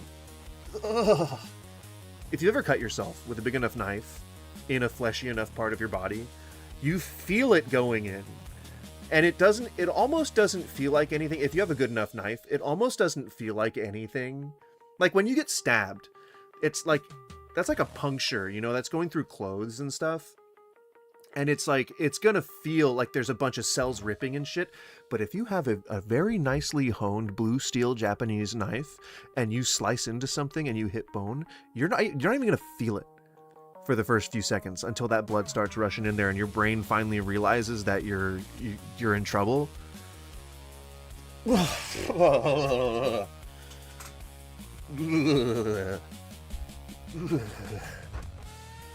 something? Most skeptics I encounter think that to know something, we have to have 100% certitude before committing to that belief. Why are you speaking like this? Certitude? I know he knows that's wrong. And I don't think that a lot of people who claim to be atheists, I don't know that they're looking for 100% proof of something. I think if I saw a giant hand coming down from the heavens, I wouldn't know who the hand belonged to. Someone could point up and say, "Oh shit, it's God." And I'd be like, "Okay, yep, looks like God's real." I wouldn't just automatically discount it. I don't need him to be coming down from the heavens holding his fucking ID. You know, like I don't need that. I would accept it and I'd get the fuck out of there. But like I don't think a lot of atheists need like certifiable notarized proof that God exists. I just think that they have a current lack of belief in God. And I don't think a lot of atheists think further beyond that I just have a lack of belief in God. I could someday believe that God exists. I could someday believe that fucking Merlin exists. I don't know. I just don't have it right now. Then faith wouldn't be such a big concept. Well, I mean, yeah. Faith is very convenient, and it doesn't explain everything. It doesn't really explain anything. It is actually specifically the opposite. But like, I get why you have to have it. I don't know. That should be a red flag. That should be a red flag to you. It's like, well, how do you cover the gaps where people can't explain anything? We made up a word to compensate for that. And you can just use that word anytime you encounter something that you can't bridge. It's like, what? Well, hold on. Wait, what? Wait, so you can't prove this thing, so you just say, oh, you've got to take it on faith. Who are you?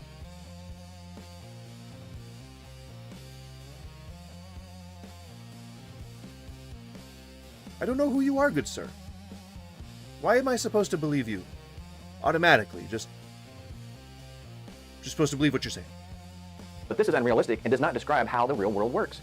Do you really know much of anything with 100% certainty? Do you know for sure that your car is still where you parked it?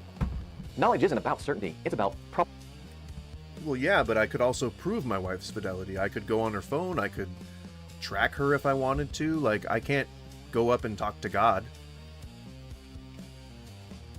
I can talk to my wife. I can harass her, I can interrogate her if I wanted to. I could, you know, come to her on my knees, crying and begging her to be truthful with me. Like, I can talk to her, I can touch her, I can see her. So yes, the fact that I don't need to do that means I have faith in her fidelity, but I could very well prove it if I wanted to. That's a point against God. All right, a point against. All right. Probability. Even science works this way. If we're even measuring. If it did not, then our understanding of the universe... Your relationship is more rich with just the faith. Well, no shit, dude. But that doesn't mean that I would never have a reason to prove it. If we're talking hypotheticals here, imagine I had a suspicion. If we're talking faith, not faith, but if we're talking religion, imagine I had a suspicion that God wasn't real. I could prove that my wife was faithful. to play on a word, but I can't prove that God exists. Incongruent! Would never change because we would always be correct. But we haven't been. Einstein's theories of gravitation, for example, have replaced Newton's theories. The best we can do, since we are not omniscient, is just... Well, no, when mathematics changes, that's our knowledge evolving of something. That's insane. Have you seen or heard of the Oxford mathematician and Christian apologist John Lennox? Probably. Let's see. Let's see if I've ever seen him before. Jean. Oh, he was just in one of those clips. I didn't click on it, but he was just in one of those clips. I definitely don't have time to cover this guy for like an hour video. I guess let me take a look at some of the shorts. He's like a big old Northern Irish teddy bear. Yeah, he looks like it. Oh, Jesus, that's dark. You're almost 82, right? So what are you, John, looking forward to? I'm looking forward to seeing the Lord. I mean, that's sad, man. And not in any kind of like judgmental way or anything like that. It's just sad to hear someone contemplate their own death. You know, it's like for someone in their 80s, I imagine it's on their mind, you know? Like they have to wonder what kind of legacy they're going to leave. They have to wonder like where they're going. You know, and for a person who wouldn't be religious, like I can't imagine what kind of existential dread that presents. So it might, I mean, I would think that last minute conversions would be like a pretty big, a big thing for, you know, a lot of Christian churches, you know? I don't know. That sucks, man. Yeah, civil discussions frequently with Alex O'Connor. I am cursorily familiar with Alex O'Connor, but I don't think I've ever watched any of his actual stuff.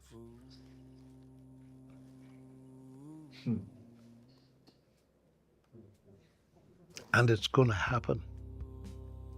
You're almost 80. Well, I wouldn't have to feel like I needed to validate it like that, but I think I'd be equally contemplative when, you know, trying to talk about what I was expecting going off into the big old beyond. Say we know with a percentage of certitude. For example, I know with 99.9% certainty that I exist, and what I claim to know is innocent until you can prove it guilty. Number 5, what are your criteria to accept the gospel? From a merely logical and rational standpoint, one ought to accept the gospel as true when the best explanation of the evidence supports it. No, hang on. If you are a skeptic, you didn't answer the question. You didn't ask the. Hang on. I didn't hear the question. What are your criteria to accept the gospel? That's like the worst possible video. No, I know. I figure. I know that's probably not a representative slice of his stuff.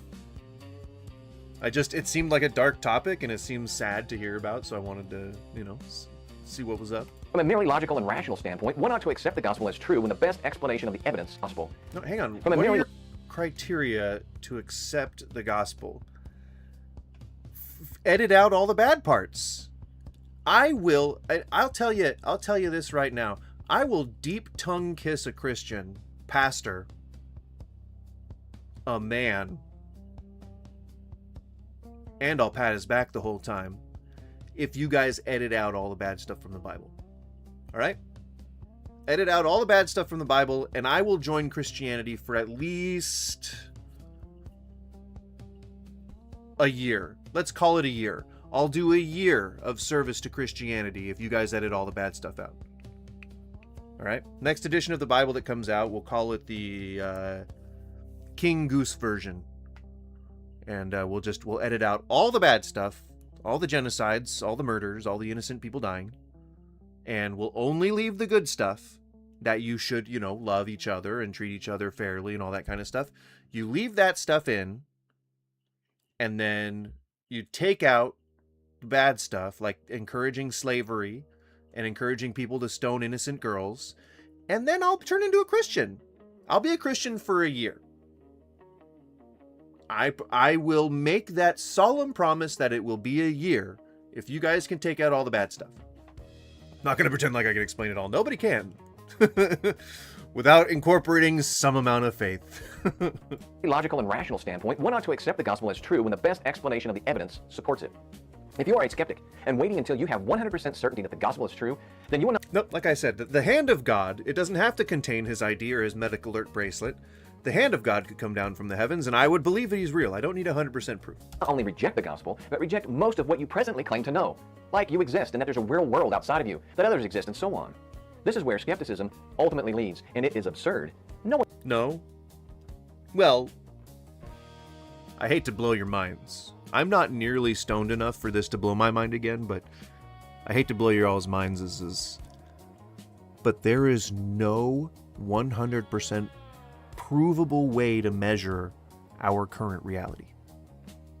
And what that means is that, due to the rules of perception, the way that we look at things can only be proven to be what our mind has told us that we are seeing and experiencing.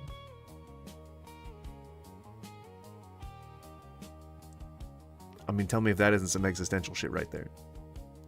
You don't even know if the environment around you is exactly as it appears. Things could be completely different. This is just what our mind is telling us reality is. That's the only thing that we can know.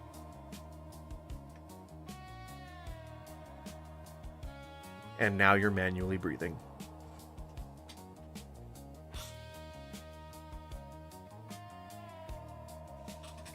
But if God of the universe told you all these people needed to die, you probably would think it's for no reason. I would say, I don't think that anybody needs to die. That would be what I would say if God said that to me. We are but a thought within a dream, within a sick vape cloud, within a single drop of dew falling from a tree onto the ground to dissipate, to atomize, and to never exist again, to make way for the birth of a new reality. Ain't that some fucking stoner-ass bullshit? No one lives this way, and nor should we. So ask questions, skeptics, but look for reasonable answers in the right places. Then, quit asking the same questions ad nauseum. No! No! No! You guys believe this. You guys don't ask questions. You guys take things on faith. We ask questions. That's our fucking nature. That's the reason why smart people tend to be atheists, is because they keep asking questions about the nature of their reality, and when they come to the conclusion that they can't prove the existence of God, they maybe defect from their religion. And then when they get old enough to understand that the math is not turning in their direction and are faced with the existential fucking void, they might come to religion just as a safeguard, just to hedge your bets a little bit, just to be like, hey, if there is a man upstairs, I'm not alleging that there is, I am not submitting to anything that there is, but if there is a man upstairs, could you cut me a little slack, please? Could you just whatever you people do, whatever I'm supposed to do in this situation, I don't know. I didn't take a praying class. All right, I didn't take a praying workshop at the Annex. All right. Oh, okay. Yeah, I know that guy.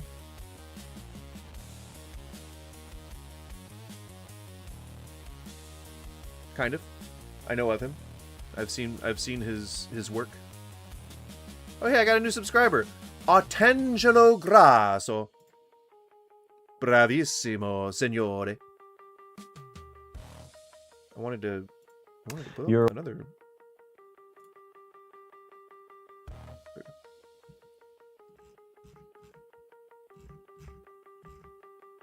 One question to ask every atheist before you start a debate. Uh-oh. This will have to be the last one. You want to know whether you can convert your atheist friend to Christianity? No, that's a non-starter. Just don't do it. Don't try to convert people, guys. I get the feeling that a lot of people... Tom Holland has a book, Dominion. I'll be honest, I just watched a podcast interview on the subject that goes into all the ways. Don't try to convert your friends. I know that the gospel says you're supposed to go out and spread it, but every cult says that. Just don't do that. Just don't try to convert your friends. Don't try to make anybody Christian. Just enjoy your life as a Christian. Try to do good things for your for your community and for your friends and loved ones, and try not to be a drag on society, and then that's fine. You know, you don't have to try and spread your religion. You just don't have to. You just don't do that. Just don't try to convert your atheist friend. Just avoid doing that. You know, just avoid it. Don't push your beliefs on somebody. In which modern Western world directly or indirectly benefits from the advance of Christianity. Well, Here's the... You all have to. I mean, you don't have to. You could volunteer at a soup kitchen, and you could spread your religion there. People there are usually a bit more pliable. But if you wanted to do it in a not sleazy way, if you wanted to spread the gospel, then you could start a blog. You could be a content creator. And while those still can seem like pushing your beliefs on somebody, you're actually more fishing than you are dynamite fishing.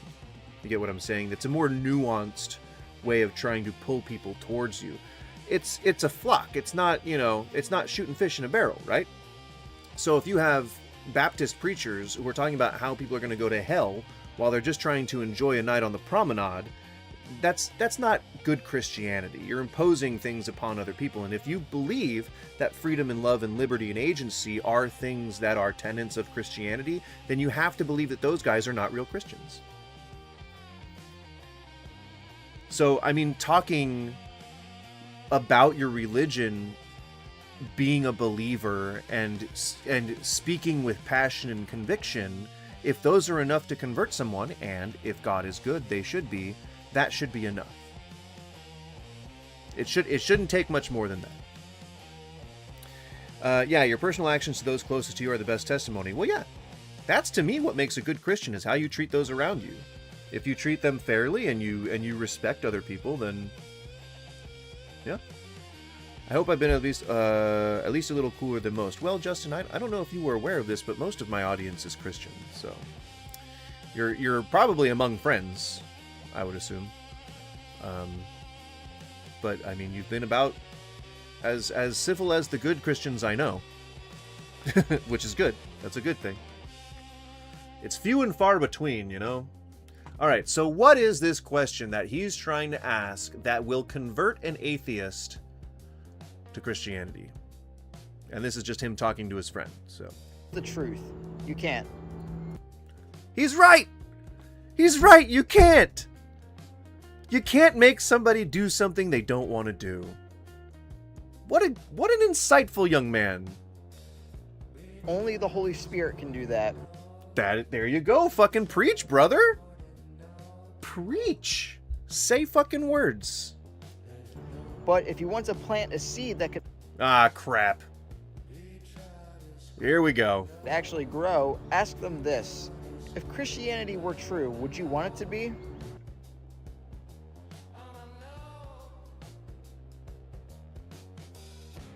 What? I don't know what that's called, but that has to have a name. Where you fuck your own sentence when you say it, like where the sentence that you say fucks itself. If Christianity were true, would you want it to be? Ask that early, because how they answer that question tells you I'm trying to navigate you backwards. If they say Christianity were true, would you want it to be? Ask. If Christianity were true, would you want it to be? See, I'm trying to steelman these here. If Christianity were true, would you want it to be? So is Christianity cool? I don't think there's a person on the planet other than pastors who would ask if Christianity is true, or would want Christianity to be true. Not these rewards. I'm guessing you were gonna say the R slur. Or that's what you're attempting to say, and I would say that I don't support that word. Not a big fan of people casually using it. That early, because how they answer that question tells you everything. If they say no, it's not a logic issue, it's a heart issue. They might be angry, hurt by religion, or just don't want it to be true because it would mean surrender. At that point, it's not about arguing your way to truth, it's about being an example of love and strength. they say yes, that means they're open. They just haven't seen enough to believe yet. That one question saves you time and reveals the real battle going on beneath the surface. Okay, sure, yeah. No, that keeps you out of their personal space. That's good. That's good. Yeah. The perception could change a little bit. It's not that people have been traumatized or that they're angry at God. It's just that people are born with a lack of belief in something. You have to instill a belief in order for it to take root. And if someone's just born without believing in God, like, it's all good. And no matter how they respond, remember this: your job isn't to force faith. It's to live it, speak it, and trust that God will use it. You're not here to win arguments. You're here to reflect Christ. You want to know whether you can convert your atheist friend to Christianity? Here's the truth. No, I don't want to play your video over again. More Christian. Good Christian. Yes. That was a good Christian. If we had an alert for good Christianity, it'd be like, meh, meh, meh, good Christian. Example of a not shitty Christian. That's I would say that's the best note to end things on, And it being Thursday, you're not going to see me again till Monday. No, Saturday.